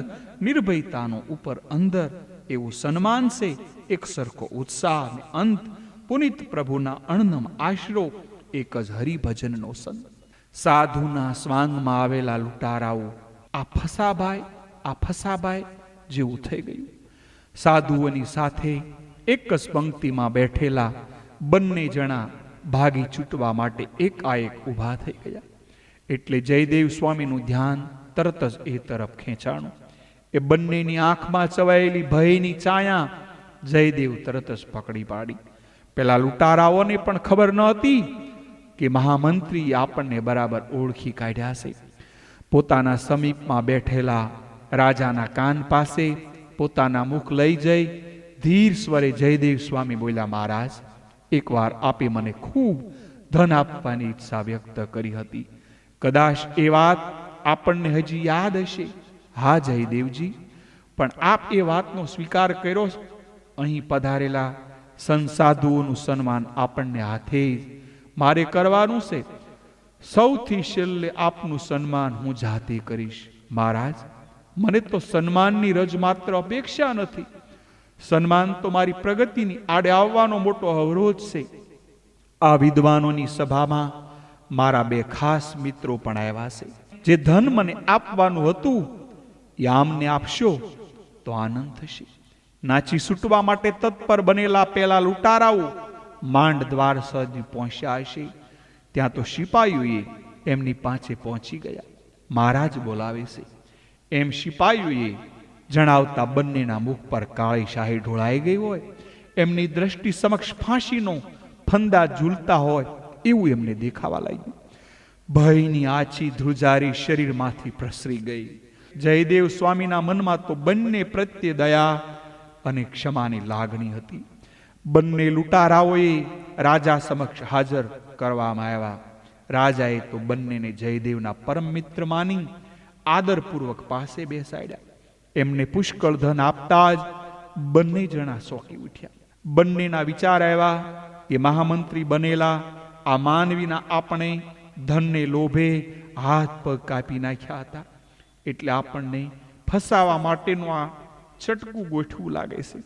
ધન લઈને દરબારગઢને દરવાજે નહીં પહોંચીએ, ત્યાં મારું ધન પડાવી લઈ આપણા બધા માણસોની વચ્ચે અમારી ફજેતી ઉડાવશે. એ બંનેના ઊંડા વિચારમાં ડૂબી ગયેલા જોઈ રાજાએ કહ્યું, આપ ચિંતા ન કરશો. મારો માણસ 4 સૈનિકો રક્ષણ નીચે શેક તમારા ઘર સુધી મૂકી જશે. રસ્તામાં લૂંટારાનો કશોય ભય નહીં હોય. રાજાની વાત સાંભળી બંનેના મસ્તક શરમથી ઝૂકી ઉઠ્યા. અહીંથી હેમખેમ ભાગી છૂટવા રજા રાજાની લઈ બંને જણા ધન લઈને ચાલી નીકળ્યા. બંને લૂંટારાઓ તો મૂંગા અંતર કાપવા લાગ્યા. દૃષ્ટતાનો દંડ આકરામાં આકરો મળવો જોઈએ. એને બદલે બંને દીકરાને દીકરા ખાય તોય ન ખૂટે એટલું અખૂટ સમૃદ્ધિ મળી. બંનેના આનંદની આજે અવધિ ન રહી. ધનની રક્ષાર્થની સાથે ગયેલા પેલા અધિકારીઓના મનમાં ચટપટી થવા લાગી. બંને જણનું મૌન ભેદી લાગ્યું. જયદેવ જેવા મહાપુરુષ સાથે આ સાધુએ શો સંબંધ હશે એ જણાવવાની તીવ્ર જિજ્ઞાસા પણ થઈ આવી. બંનેને મુખે લાગેલા મૌનના તાળા ખોલાવવા સ્નેહપૂર્વક સ્નેહ સ્વરે પૂછ્યું, ભાઈઓ, જયદેવજી સાથે આપને ગાઢ સંબંધ હોય એવું લાગે છે. એના વિના આટલું બધું ધન આટલી હદે સન્માન ન કરે. વિષધર નાગની માફક જે રોકતા એક લૂંટારો બોલ્યો, અધિકારીજી, જેની ખોડ એની જોડ નહીં. ખોડ ખાપણ વાળા માણસનો મનમાં બહુ મેલા હોય છે. આપના મહામંત્રી અગાઉ વિંધ્યાચલ રાજ્યમાં મહારાજના અંગરક્ષક તરીકે નોકરી કરતા હતા. પાડોશી રાજાએ લાંચ આપી એમને ફોડી વિંધ્યાચલના મહારાજનો પ્રાણ લેવાનું કાવતર રચ્યું. મહારાજ શિકારે જાય ત્યારે આ એકાંતનો લાભ લઈ મહારાજને હત્યા કરી ભાગી છૂટવાનું હતું. આટલું કહીને લૂંટારો થોડી વાર થંભી ગયો. દુર્જનોનો સ્વભાવ કેવો દુષ્ટ હોય છે એ આપણને અહીંયા જોવા મળે છે. દૂધ પાઈને ઉછેરનાર પોતાના પ્રાણદાતાને ડંખ દીધા વિના વિષ્ટર નાગ રહેતો નથી. પછી વિંધ્યાચળ નરેશના પ્રાણ લેવાનું કાવત્ર સફળ થયું. અધિકારીઓએ રસ લેતા પૂછ્યું, નારે સાહેબ, અમારા મહારાજ ભગવાન પાસેથી લાંબુ આયુષ લખાવીને આવ્યા હતા. અમે બંને મહારાજના અંગરક્ષક તરીકે મહારાજની સેવામાં હતા.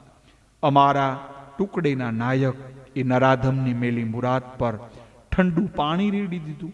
એક વૃક્ષની નીચે મહારાજ એકલા વિશ્રામ કરી રહ્યા હતા. ત્યારે પાછળથી તલવાર ઉગામી વાર કરવા જતો હતો. ત્યાં જ મારા નાયકે એના ઉગામેલા હાથ પર ખંજરનો છૂટો ઘા કર્યો. એના હાથમાંથી તલવાર ખડીંગ કરતી નીચે પડી અને પથ્થર પર અથડાઈ અને મહારાજ ચોકીને ઊભા થઈ ગયા. લૂંટારાની વાણીમાં વશીકરણ હતું. રિદ્ધિ સિદ્ધિ હસ્ત વાર્તાકારને પણ પરાસ્ત કરે એવીની કલ્પના શક્તિઓ હતી. જયદેવને વિશે રચેલી આ કલ્પકથાનો અધિકાર પણ સાચો માની લીધો. આ હરામીએ પ્રાણ બચાવવા જયદેવને વિશે રચેલી આ કલ્પકથાએ અધિકારીઓને પણ સાચી માનવા લાગ્યા. અધિકારીજી હાથમાંથી તલવાર પડી જતા ખંજરના ગાથી લોહી લુહાણ થયેલો હાથ આ હરામીને પ્રાણ બચાવવા ભાગવા માંડ્યો. પણ અમે બંને એને આંતરીને પકડી લીધા. પકડીને મહારાજ પાસે લઈ ગયા. મહારાજે આ વિકરાળ વનમાં જ એની હત્યા કરી નાખવાનો આદેશ આપ્યો. અધિકારીજી એની હત્યા કરવા અમે ગીચ ઝાડીની પાછળ લઈ ગયા. ત્યારે અમારા પગ પકડી અમારી પાસે એના પ્રાણની ભિક્ષા માગવા લાગ્યું. અમારા દિલમાં અનુકંપા ઉભરી આવી. ગમે તેવો તોય આપણો સાથીદાર છે ને. અમે એના હાથ પગ કાપી સુરક્ષિત જગ્યાએ સંતાડી દીધા. અપરાધીના કંપાયેલા હાથ પગની સાબિતી મહારાજ સમક્ષ રજૂ કરી સજાનો અમલ થઈ ગયાની મહારાજને ખાતરી કરાવી દીધી.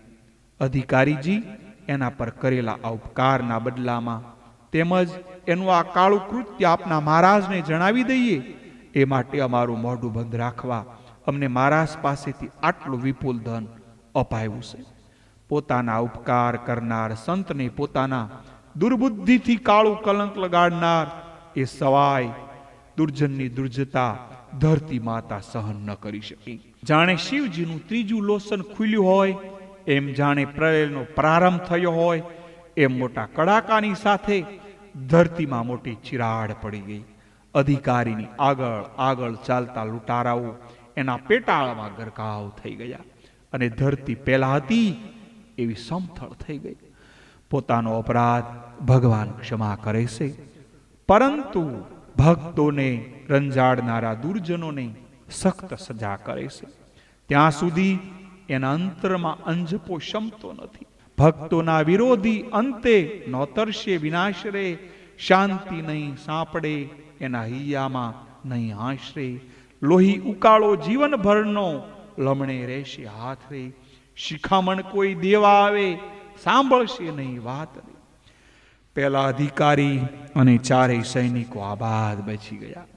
આ દ્રશ્ય નિહાળી એ સ્તબ્ધ બની ગયા. રાજધાનીમાં પાસા ફરી આ બનેલા બનાવનો ત્રાદશ્ય સિતાર રાજા સમક્ષ આવ્યો. જયદેવ પણ જ્યારે રાજા પાસે જ બેઠા હતા. અધિકારીઓને મોઢેથી લૂંટારાઓના અંજામમાંથી કથા સાંભળી જયદેવની આંખોમાંથી ગંગા યમુનાની ધારા માફક આંસુ વહેવા લાગ્યા. સંતનું અંદર મીણ જેવું હોય છે, કોઈનું પણ દુઃખ જોઈ શકતા નથી. પારકી પીડા અને પોતાની પીડા એને લાગે છે.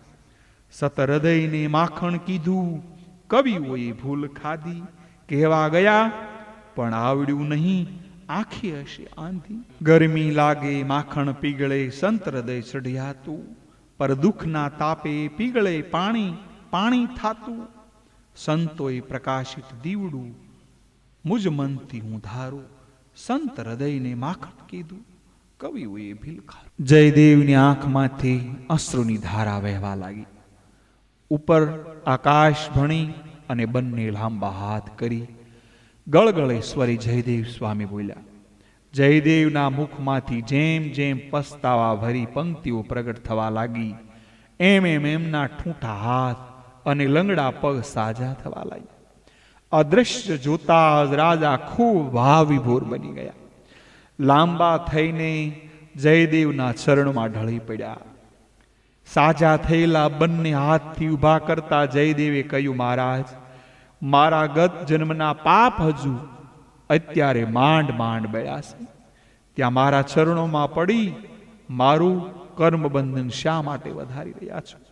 અહિત કરનારને પણ આપે ઉદાર ભાવે ક્ષમા આપી દીધી હોવા છતાં આપ આપની જાતને પાપી કહી રહ્યા છો. મહારાજ, જયદેવ બોલ્યા, આ બંનેના પ્રાણ ગયા એને માટે જવાબદાર હું છું. નિર્જન વનની વાટે આવેલા કૂવામાંથી આપ મને બહાર કાઢ્યો એ પહેલા એક યુવરાજે મારા પર પ્રસન્ન થઈ મને ખૂબ સારો પુરસ્કાર આપ્યો. એ લેવાની જરા ઈચ્છા ન હતી, પણ મારા કાવ્યની એમણે પેટ ભરીને પ્રશંસા કરી એટલે અભિમાનનો કેફમાં ચકચૂર બની માયાના મોહ પાશમાં બંધાઈ ગયો. મારા ગત જન્મના તેમજ આ જન્મના કર્મોને કારણે વગડાની વાટે પહેલા બંને ભાઈઓને હાથે લૂંટાણો અને મારા પાપની સજા તરીકે મારા હાથ પગ કપાણા હતા. આટલું બોલીને જયદેવ થંભી ગયા. આ સાધુ પુરુષની ભાવના જોઈને રાજા તો દંગ બની ગયા. અત્યાર સુધીના જીવનમાં આવી વિરલ વિભૂતિ પહેલી વાર જ મને જોવા મળી. પેલા એ બે અધમ જીવોના દોષ આપણને અંતરે જરાય વસતા નથી. ના, જરાય નહીં. એ બંને તો મારા પાપની સજામાં નિમિત્ત બન્યા હતા. પ્રભુએ એમના દ્વાર માટે મારા પાપની સજા કરી છે. આ બંનેને તો હું મારા મિત્ર માનતો હતો. અર્થમાં કેટલા અનર્થ થયા એનું ભાન મિત્રોએ હાથ પગ કાપીને કરાવ્યા હતા. મહારાજ, લલાટે લખ્યા લેખ કદી મિટાતા નથી, તો પછી ભાગ્યને કેવી રીતે આપણે દોષ દઈએ? બળાપા કાઢવાનો શું અર્થ છે? વિધાતાના લખ્યા લેખ હસતા હસતા પૂરવા કરવામાં જ જીવનની સાર્થકતા છે. મહારાજ, પૂર્વ જન્મમાં અને આ જન્મના મારા પાપોની ક્ષમા પ્રભુ પાસેથી મળતા મારા હાથ ને પગ પાસા હતા એવા થઈ ગયા. એટલે મને સંત માની આપ મારા ચરણોમાં પડ્યા એ મને નથી ગમતું. જયદેવનું આંતર વૈભવ નિહાળી રાજાનું અંતર આદરથી નમી ગયું. પદ્માવતીને જયદેવ પર આગાધ સ્નેહ હતો.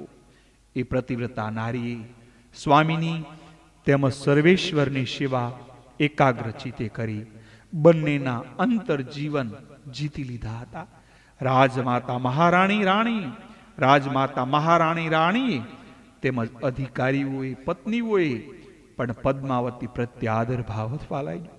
પદ્માવતી તેમજ સમક્ષ ધાર્મિક કથાઓ કહેતી. પદ્માવતીની વાત બધી સ્ત્રીઓ ખૂબ શ્રદ્ધાપૂર્વક સાંભળતી, પણ મહારાણીઓના ઘમંડનો પાર ન હતો. પદ્માવતી પાસે એ ધર્મ કથાઓ સાંભળવા આવતા સત્સંગનો લાવો પણ બરાબર લેતી, પણ પદ્માવતીને એ સાધારણ સ્ત્રી સમજતી હતી. એકવાર આ સત્સંગ મંડળમાં સતી ધર્મની વ્યાખ્યા થઈ હતી. એકવાર આ સત્સંગ મંડળમાં સતી ધર્મની વિશેષ ચર્ચા નીકળી. પોતપોતાના અભિપ્રાયો વિશે સંકોચસવ રજૂ કરવા લાગ્યા. મહારાણી બોલ્યા, પતિના સ્વર્ગવાસ પછી પત્નીના જીવનમાં મૂલ્ય એક કોડીનું પણ નથી રહેતું. પતિ કાયા છે તો પત્ની છાયા છે. પતિ પરલોક પંથે પ્રણય કરે તો સતી સ્ત્રીએ પણ સાથે સીતામાં ચડી સ્વર્ગ પરની વાટે ચાલી નીકળવું જોઈએ. મહારાણીના મંતવ્યનો સૌ સ્ત્રીઓએ વધાવી લીધા. માત્ર પદ્માવતીએ સ્મિત ફરકાવી મૌન છેવ્યું. મહારાણી તરત જ બોલ્યા, પદ્માવતી, તમે કેમ કંઈ બોલ્યા નહીં?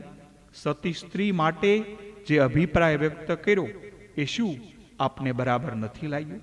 મહારાણીજી, ક્ષમા કરજો. નાના મોઢે મોટી વાત કરાય. પતિના સ્વર્ગવાસ પછી સીતામાં પતિ સાથે સ્વર્ગ સંસારનાર સ્ત્રી સતી છે, એ વાત તમારી દ્રષ્ટિએ સાધારણ છે, તો તમારી દ્રષ્ટિએ કઈ વાત મોટી છે એ મને કહેશો. મહારાણીજી, સીતાએ સડી પતિ સાથે સ્વર્ગે સંસનારી ઘણી સ્ત્રીઓ તો ઈચ્છા ન હોવા છતાં પરાણે બળીને મરી સહગમન કરવું પડતું હોય છે. બળે પતિની સાથમાં એ તો નજીવી વાત છે. પરાણે પ્રાણને પર હરે તો એ આત્મ કેરી ઘાત છે. સાસી સતી તો એ છે, રહે નહીં કોઈ બંધનમાં, પતિના મરણને સુણતા ટકે નહીં પ્રાણ પિંજરામાં. પદ્માવતીનો જવાબ સાંભળીને મહારાણી તો મનમાં ને મનમાં ઘા ખાઈને પડી ગઈ. પદ્માવતીની આ વાત એને અસંભવિત લાગી. એ જ પળે મહારાણીએ દ્રઢ નિર્ણય કરી ભવિષ્યમાં પદ્માવતીનું પારખું લઈ એને હાથે જ કાન પકડાવી અને થૂકેલું પાછું ગળાવું. મહારાણીએ એ દિવસની વાત ત્યારથી અટકાવી દીધી, પણ એના અંતરે ચડેલી દાજ દહાડે દહાડે વધવા માંડી. પદ્માવતીનું પારખું લેવામાં પેત્રા મનમાં ને મનમાં ગોઠવા લાગી. પોતાની મેલી મુરાદ પર આવવાની તક ઓચિંતી એક દિવસ એમને મળી ગઈ.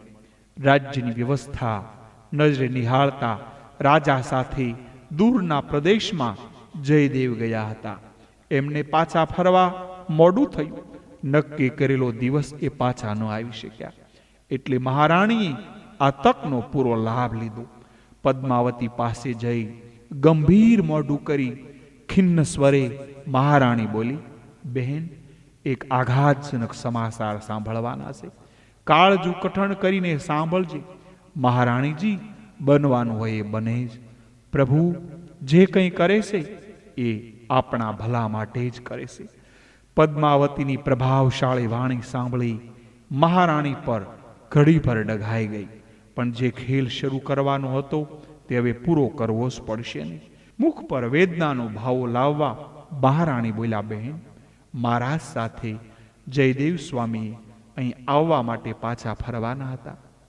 ત્યારે વનમાં એક હિંસક વાઘે એમના પર જીવલેણ આક્રમણ કરી એમને ફાડી ખાધા છે. મહારાજે તેમજ અંગરક્ષકે એમને બચાવવા ખૂબ પ્રયત્ન કર્યા, પણ વાઘ તો પોતાના શિકારને પૂરો કરીને જંગલમાં ભાગી ગયું. મહારાણીના મુખેથી પતિના સ્વર્ગવાસના સમાચાર સાંભળતા પદ્માવતીના મુખમાંથી સાહસિક શબ્દો સરી પડ્યા, શ્રી કૃષ્ણમ શરણમ મમ, શ્રી કૃષ્ણમ શરણમ મમ.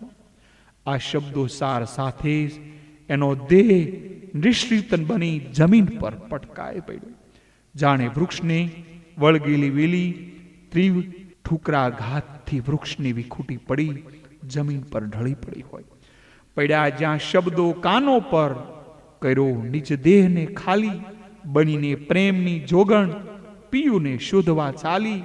ધરીને પ્રેમ કેરો ભેખ, ગ્રહીને પ્રેમની જોડી, જગાવી પ્રેમનો આલેપ, પિયુને રહી શીખો. મહારાણી તો અમસ્તુ પારખું જ કરવા ગયા, પણ પારખું ઝેરનું સાબિત થયું. પદ્માવતીના પ્રાણ પરવારી ગયેલા જોતા જ મુખ પર કાળી શાહી ઢોળાઈ ગઈ. એક સતી નારીના સતનું પારખું લેવા જતા પોતે જ એની હત્યારણી બની ગઈ. પોતાના સ્વામી આવીને પૂછશે ત્યારે એનો જવાબ આપવો એને મોટી મૂંઝવણ અનુભવા લાગી. આ કરુણ ઘટનાના સમાચાર સાંભળતા જ જયદેવજીના અંતરે કેવો અસહ્ય ઘાત લાગશે. એને કદાચ પત્નીના પ્રાણ પરવારી ગયાના સમાચાર સાંભળતા જ પતિ પણ પત્નીના પંથે પ્રણય કરશે. તો રાણીની વિચારધારા થંભી ગઈ. એ મનમાં ને મનમાં બોલી, નાના નાના, જો બીજો અનર્થ સર્જાશે તો મારું મરવાનું ભારે પડી જશે. રાજા અને જયદેવ પ્રવાસે પાછા ફર્યા. પદ્માવતીના પરલોક પ્રણયના સમાચાર રસ્તામાં જ એમને મળી ગયા હતા. એટલે રાજા પણ સીધા પોતાના મહેલમાં ન જતા જયદેવને ઘેરે ગયા. જયદેવના આવાસની આસપાસ હજારો લોકો ગમગીન મુખે ઊભા હતા. જયદેવની ભક્તિને તેમજ પદ્માના પ્રેમાળ સ્વભાવે રાજધાનીમાં આદર ભાવ અનમાયું હતું. પદ્માવતીના ઓશિંતા અવસાનના વિગતવાર વાત દાસી પાસેથી સાંભળી. જયદેવ જરાય ખિન્ન ન થયા. મહારાણી પ્રત્યે રોષની લાગણી પણ ન ઉદ્ભવી. મહારાણી ત્યાં જ ઉભા હતા. ક્રોધનો અંગાર વરસાવતા રાજા બોલ્યા, મહારાણી, કોઈના પણ પ્રાણ સાથે ખતરનાક ખેલ કરવાનું કામ દાનવનું હોય છે. દિલ જ કરી શકે.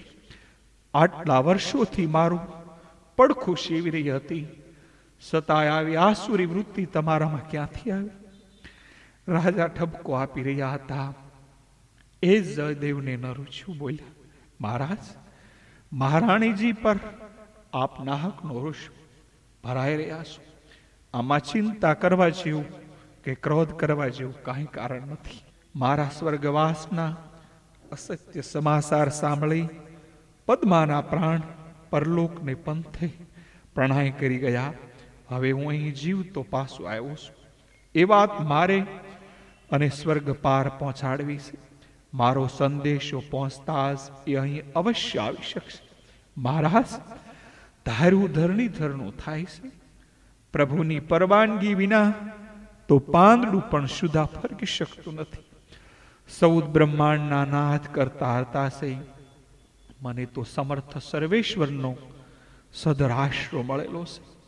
આમ કહી જયદેવ તો પ્રભુ પ્રાર્થનામાં કરવા માંડી ગયા. કરતા હરતા સમર્થ મારું સાંભળો, એની ઈચ્છાને દુનિયા આધીન, બને બધાય દીન, સમર્થ મારું સાંભળો.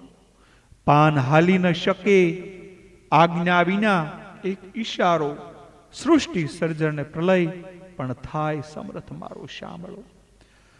પ્રાર્થનાની પંક્તિઓ પ્રગટ થવા લાગી. એમ એમ પદ્માના નશ્વર દેહમાં પ્રાણનો સંસાર થવા લાગ્યો.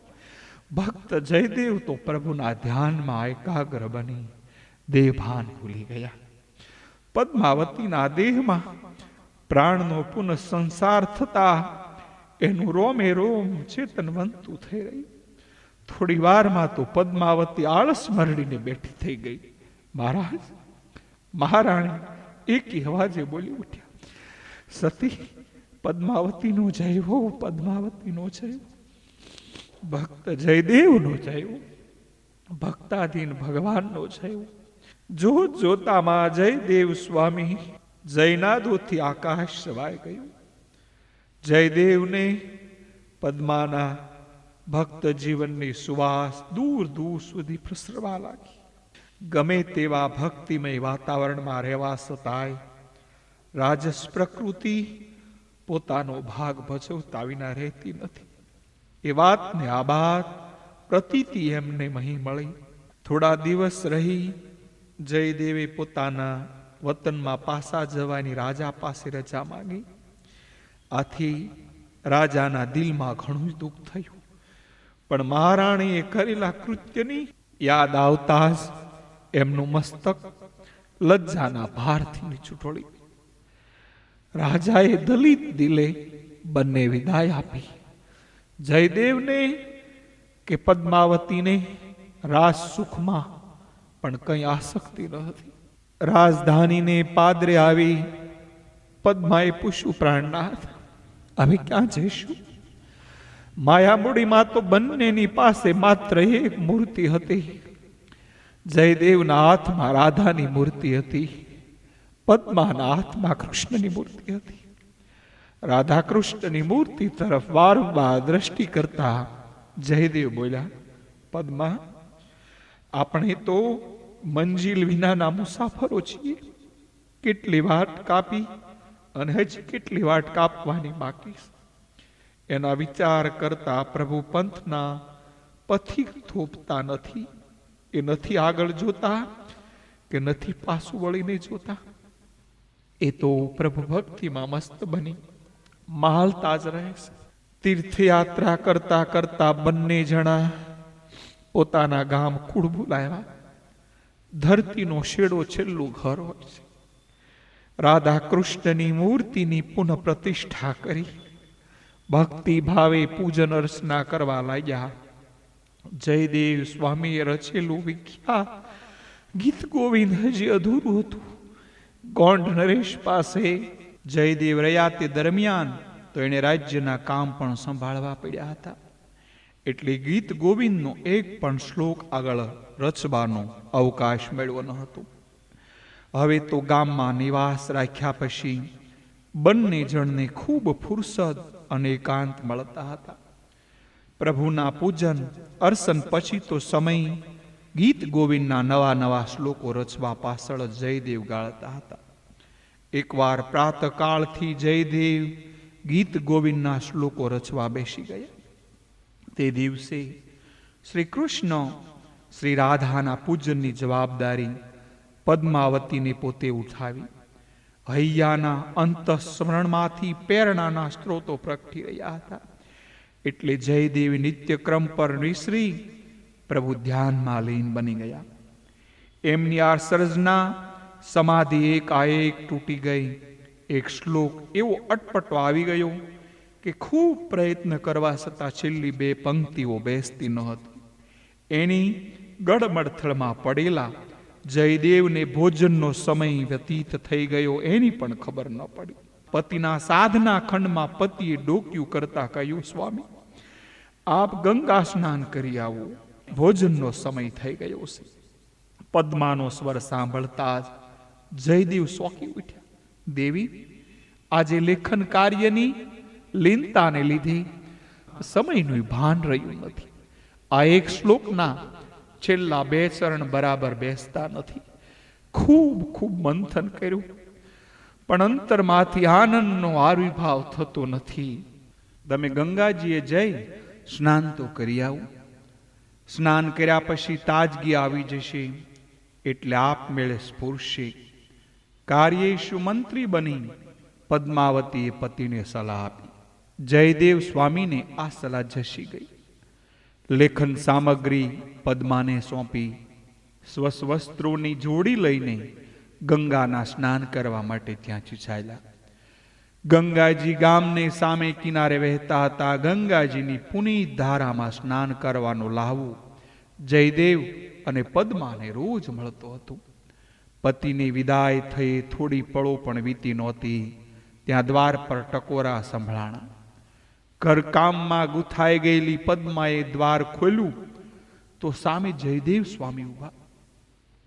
અરે, તમે ખરા છો?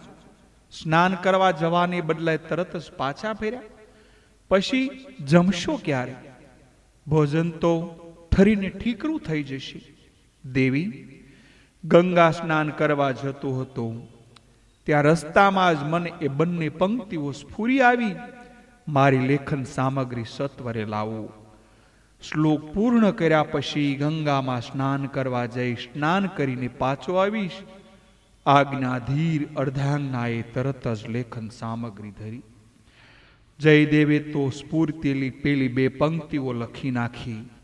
શ્લોક સંપૂર્ણ થતા જ પદ્માને આદેશ આપતા બોલ્યા, દેવી, ખૂબ કકડીને ભૂખ લાગી છે. શ્લોકની પંક્તિઓ પાછળ ચિત્ત ચોટેલું હતું ત્યાં સુધી સીધા સંતાપતી નહોતી. મારા સ્નાનની તૈયારી કરો. ઘરે સ્નાન સંધ્યા કરી ભોજન કરવા બેસી જાઉં છું. નાવણિયામાં શીતળ સ્વચ્છ જળ સ્નાન માટે પદ્માએ તરત જ મૂકી દીધા. સ્નાન સંધ્યાથી પરવારી જયદેવ જમવા બેઠા. પદ્માએ પ્રેમથી બનાવેલી સ્વાદિષ્ટ રસોઈ ન્યાય આપી શયન ગૃહમાં જઈને પલંગ પર પડી ગયા. પતિની એઠી થાળીમાં ભોજન કરવાનું પદ્માએ વ્રત અંગીકાર કર્યું હતું. જયદેવ જમીને સુવા ચાલ્યા ગયા એટલે એમની એઠી થાળીમાં ભોજન સામગ્રી પીરસી પદ્મા જમવા બેઠી. પતિએ ચાંડેલી ભોજન સામગ્રીને પ્રભુની પ્રસાદી માની એના કણે કણે અમૃત જેવી મીઠાશ પદ્મા અનુભવી. પદ્મા જમી રહી હતી ત્યાં ફરીથી દ્વારે ટકોરા પડ્યા. કોઈ અતિથિ આંગણે આવ્યા હોય એવું લાગે છે. એવું મનમાં વિચારતી પદ્મા દ્વાર ઉઘાડવા ગઈ. ત્યાં સામે સ્વામીને ઉભેલા જોયા. પદ્માનું ચિત્ત ચક્રાવે ચડી ગયું. ખરા સ્વામી કયા? આ કે પેલા? દરવાજે ઊભા છે કે પલંગ પર વામ કુશી કરી રહ્યા છે? અવાક બનીને સામે ઉભેલી પત્નીને જયદેવે પૂછ્યું, અરે આજે તને થયું છે શું? ગંગા સ્નાન કરતા મેં જરાય વિલંબ કર્યો નથી. સ્નાન સંધ્યા કરીને સીધો જ ચાલ્યો આવું છું. સ્વામિનાથ, હું તો શ્રીહરિની અટપટી લીલા નિહાળીને મૂંઝાઈ ગઈ છું. અંદર આવી વીરામાસને બેસતા જયદેવ બોલ્યા, શ્રીહરિની અટપટી લીલા, મને તો તારી વાતમાં કંઈ સમજણ પડતી નથી. હું પણ તમને કઈ રીતે સમજાવું સ્વામી? મારું મનડું પણ લીલામયની અગમ્ય અગોચરની લીલામાં ચક્રાવે ચડી ગયું છે. હરિની લીલા અટપટી રે ભૂલાવે નાખે, કરે મનમાં ચટપટી રે ભૂલાવી નાખે. હરિની લીલા અટપટી રે છતી આંખે નવ દેખે ભૂલાવી નાખે. ઘડી વર્તે હરિ જેવું, ઘડી વર્તે માનવ જેવું, નક્કી કેમ કરી લેવું ભૂલાવી નાખે. ડામા ડોળ બને બુદ્ધિ વિસરાવે, બુદ્ધિ શુદ્ધિ કરી નાખે. છતી ઊંધી રે ભૂલાવી નાખે. હરિલીલા અટપટી ભૂલાવી નાખે. પદ્માવતી હાથ જોડી આર્દહીએ બોલી, સ્વામીનાથ, શ્લોક અધૂરો મૂકી તમે ગંગાના સ્નાન માટે ગયા, પણ જોત જોતામાં તો પાછા ફર્યા. તમે કહ્યું હતું કે માર્ગમાં પંક્તિઓ સ્ફુરી આવતા પાછો હું આવ્યો છું. મેં લેખન સામગ્રી તમને હાથમાં આપી. આપે પંક્તિઓ પૂર્ણ કરી શયન ગૃહમાં જઈ પલંગ પર પોઢી ગયા. આપની થાળીમાં ભોજન કરવા બેઠી ત્યાં તો દરવાજે ટકોરે પડ્યા. ખોલીને જોશું તો તમે આ બધું શેશું? આ માયાજાળમાં કંઈક મને સૂઝ પડતી નથી. પત્નીને જવાબ આપવાને બદલે જયદેવ તો સીધા શયન ગૃહમાં ગયા.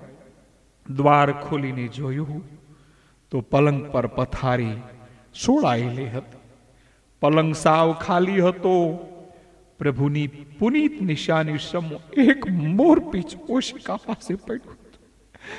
મોરપીંછને સાથે સરખું સાપતા જયદેવે આર્ત હે પોકારે ઉઠ્યા, હે દીનાનાથ, હે દયાના સાગર, પદ્માને દર્શનનો લાખેણો લાવો આપ્યો અને મને હદભાગીને કેમ વંચિત રાખ્યો? એવો તો મેં શું અપરાધ કર્યો હે સ્વામીનાથ?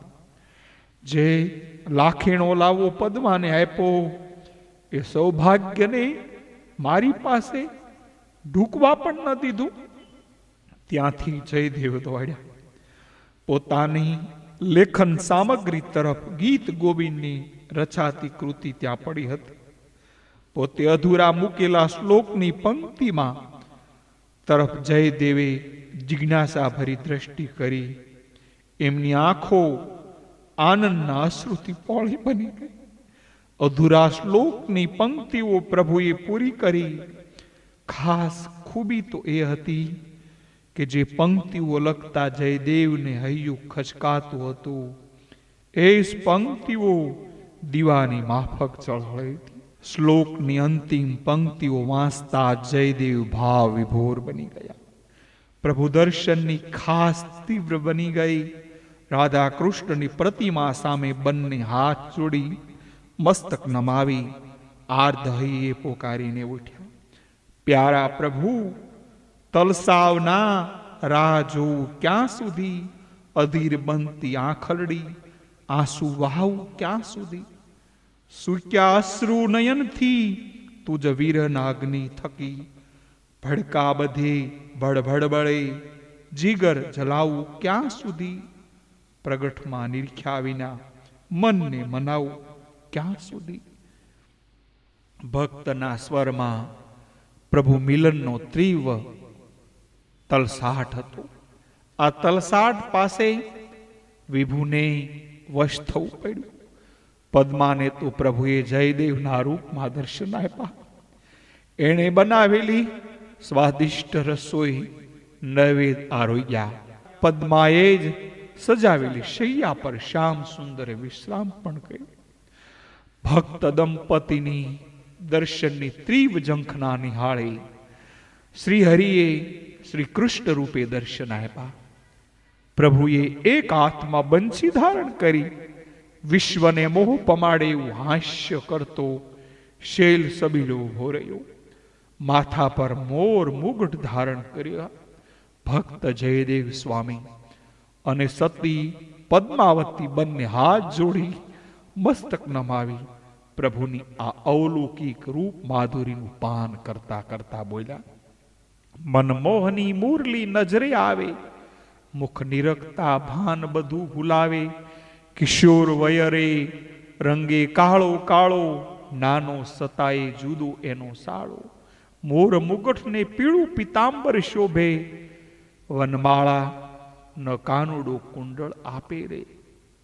ધન્ય બને જે દર્શન આવા પામે રે, પુનિત ઘેલો શ્યામ સુંદર ને નામે રે.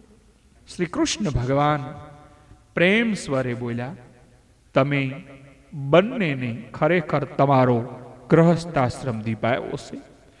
તમે એકબીજાના પૂરક બન્યા છો, એટલે જ તમે આવું જગ પ્રસિદ્ધ ગીત ગોવિંદ લખી શક્યા છો. આ મહાકાવ્યની રચના વખતે તમે એમાં તમારું હૃદય રેડ્યું છે અને શબ્દે શબ્દે તમારા અંતરની ઉર્મિઓ છોડો ઉડાડી છે. તમારી ભક્તિનો એનો મધુરો પૂટ લાગ્યો છે. તમારી ભક્તિનો એને મધુરો પૂટ લાગ્યો છે. વિશ્વના અમર કાવ્ય તરીકે આ જીવંત રહેશે. યુગોના યુગો સુધી આ કાવ્યનું વાંચન ગાયનને ચિંતન કરતા ભક્તોના અંતર આનંદથી નાશી ઉઠશે. પ્રભુની પુનીત વાણી સાંભળી ભક્ત દંપતી આનંદથી ભાવ વિભોર બની ગયા.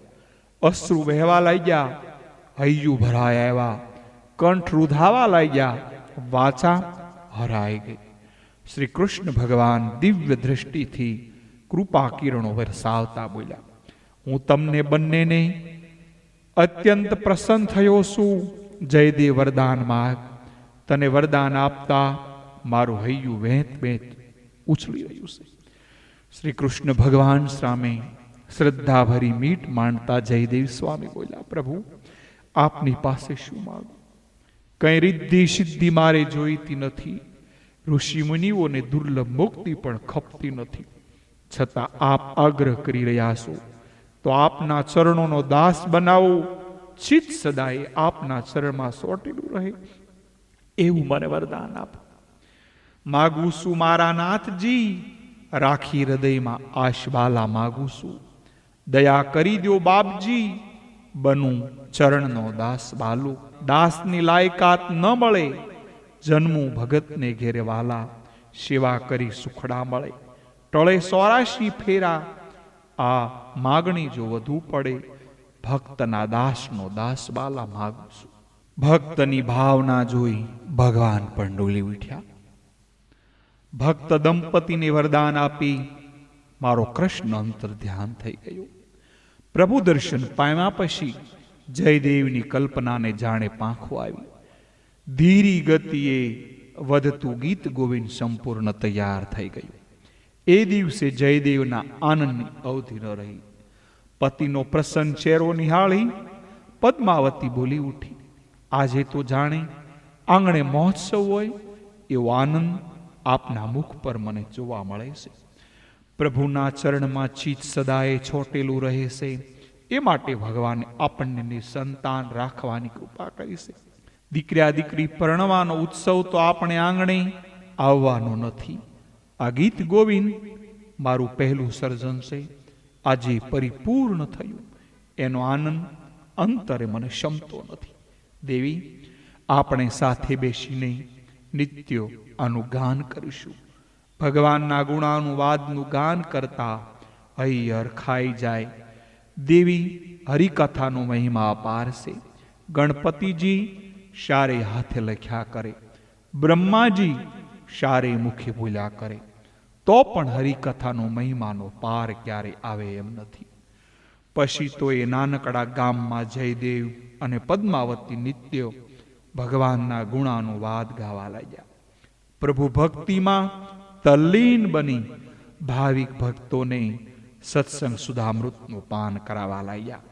જગન્નાથપુરીથી પદ્માને પરણીને આવ્યા પછી જયદેવ કદી ભિક્ષાની જોડી કોઈની પાસે ફેલાવી પડી નથી. જયદેવનું ગામ ગંગા નદીને કાંઠે જ વસેલું હતું, પણ નદીનો પ્રવાહ ગામને પાદરેથી ઠીક દૂર હતો. યુવાનીમાં નિત્ય ગંગા સ્નાન કરવા જતા જયદેવને વૃદ્ધાવસ્થાએ નદીએ જતા ખૂબ શ્રમ કરવો પડ્યો. એમને ખૂબ આંફ સડી જતો હતો. રસ્તામાં વારંવાર વિશ્રામ લેવો પડતો હતો અને થૂકવું પડતું હતું. છતાં ભક્ત જયદેવ તો ગંગા સ્નાનનો નિત્યક્રમ અખંડ ચાલુ જ રાખતા હતા. પદ્માને પણ ઘણીવાર મનમાં ખૂબ વ્યથા થતી હતી.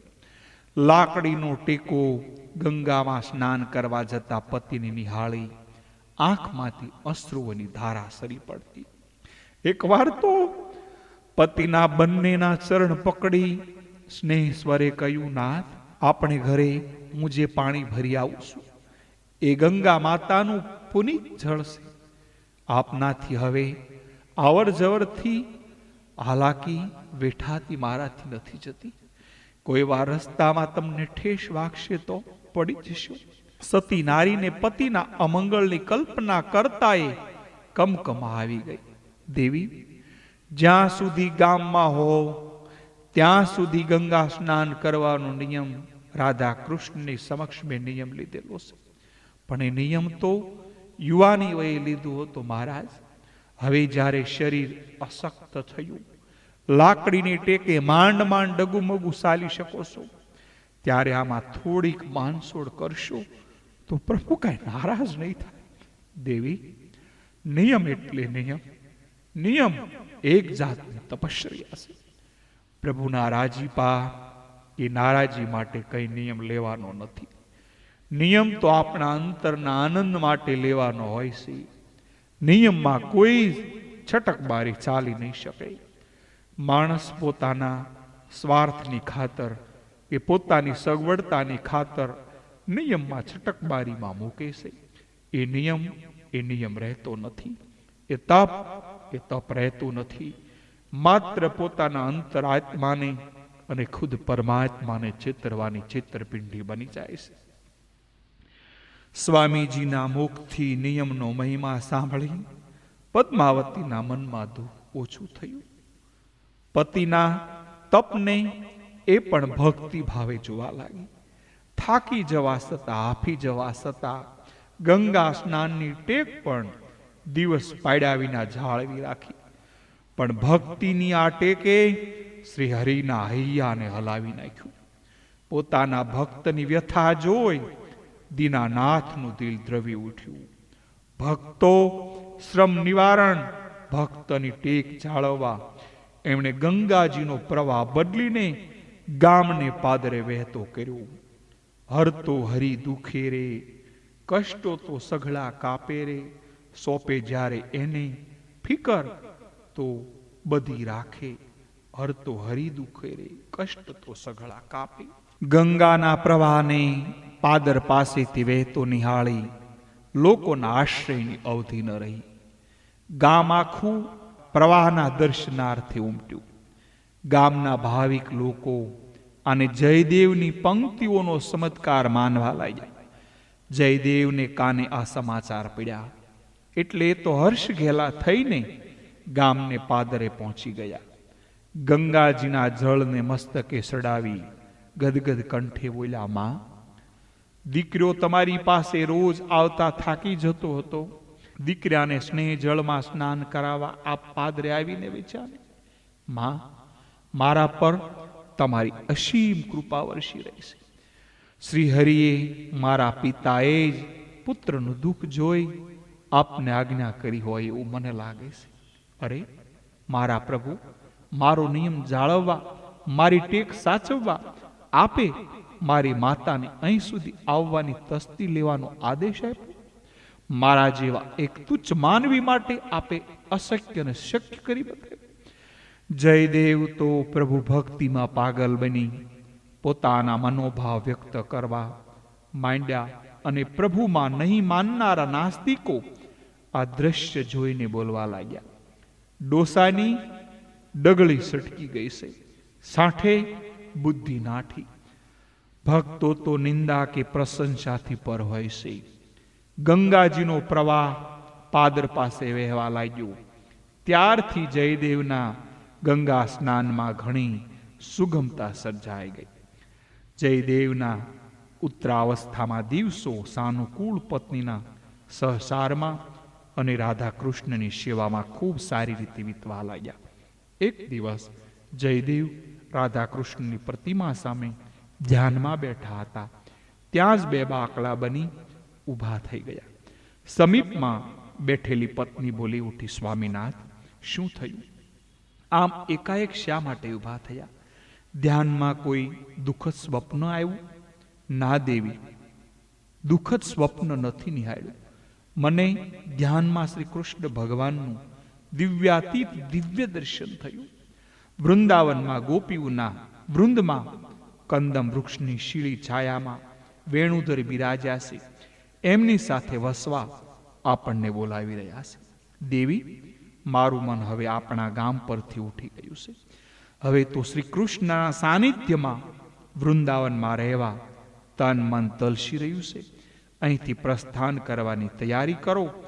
ગોકુળની ગલીઓમાં, વૃંદાવનની વાટે અને યમુનાના ઘાટે કામણગારા કાનુડાની સાથે ઘેલા બનીને નાચવા માટે મનડું મારું ઝૂમી રહ્યું છે.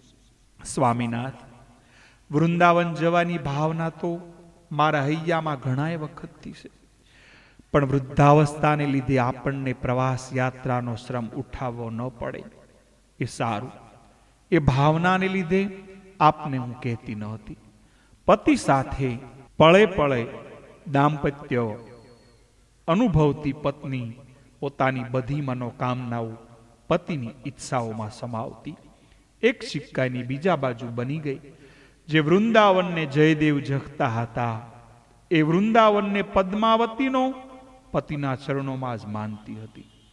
પત્નીની વાત સાંભળી જયદેવ બોલી ઉઠ્યા, દેવી, શ્યામ સુંદરને સંગે વૃંદાવનમાં રહીશું એટલે તની બધી શક્તિઓ અશક્તિઓ ચાલી જશે. અહીંથી ચાલતા ચાલતા વૃંદાવન પહોંચી જઈશું. માર્ગમાં મૃત્યુ આવીને ઊભું રહેશે તો સ્નેહભર્યું એમનું સ્વાગત કરીશ. વહાલાને મળવા જતા મૃત્યુ આવે એવું સદભાગ્ય આપણને ક્યાંથી હોય? એવું બને તો મૃત્યુ મંગળ મહોત્સવ બની જાય. તમે તૈયારી કરો. કાલે વહેલી સવારે જ આપણે વૃંદાવન જવા પ્રસ્થાન કરીશું.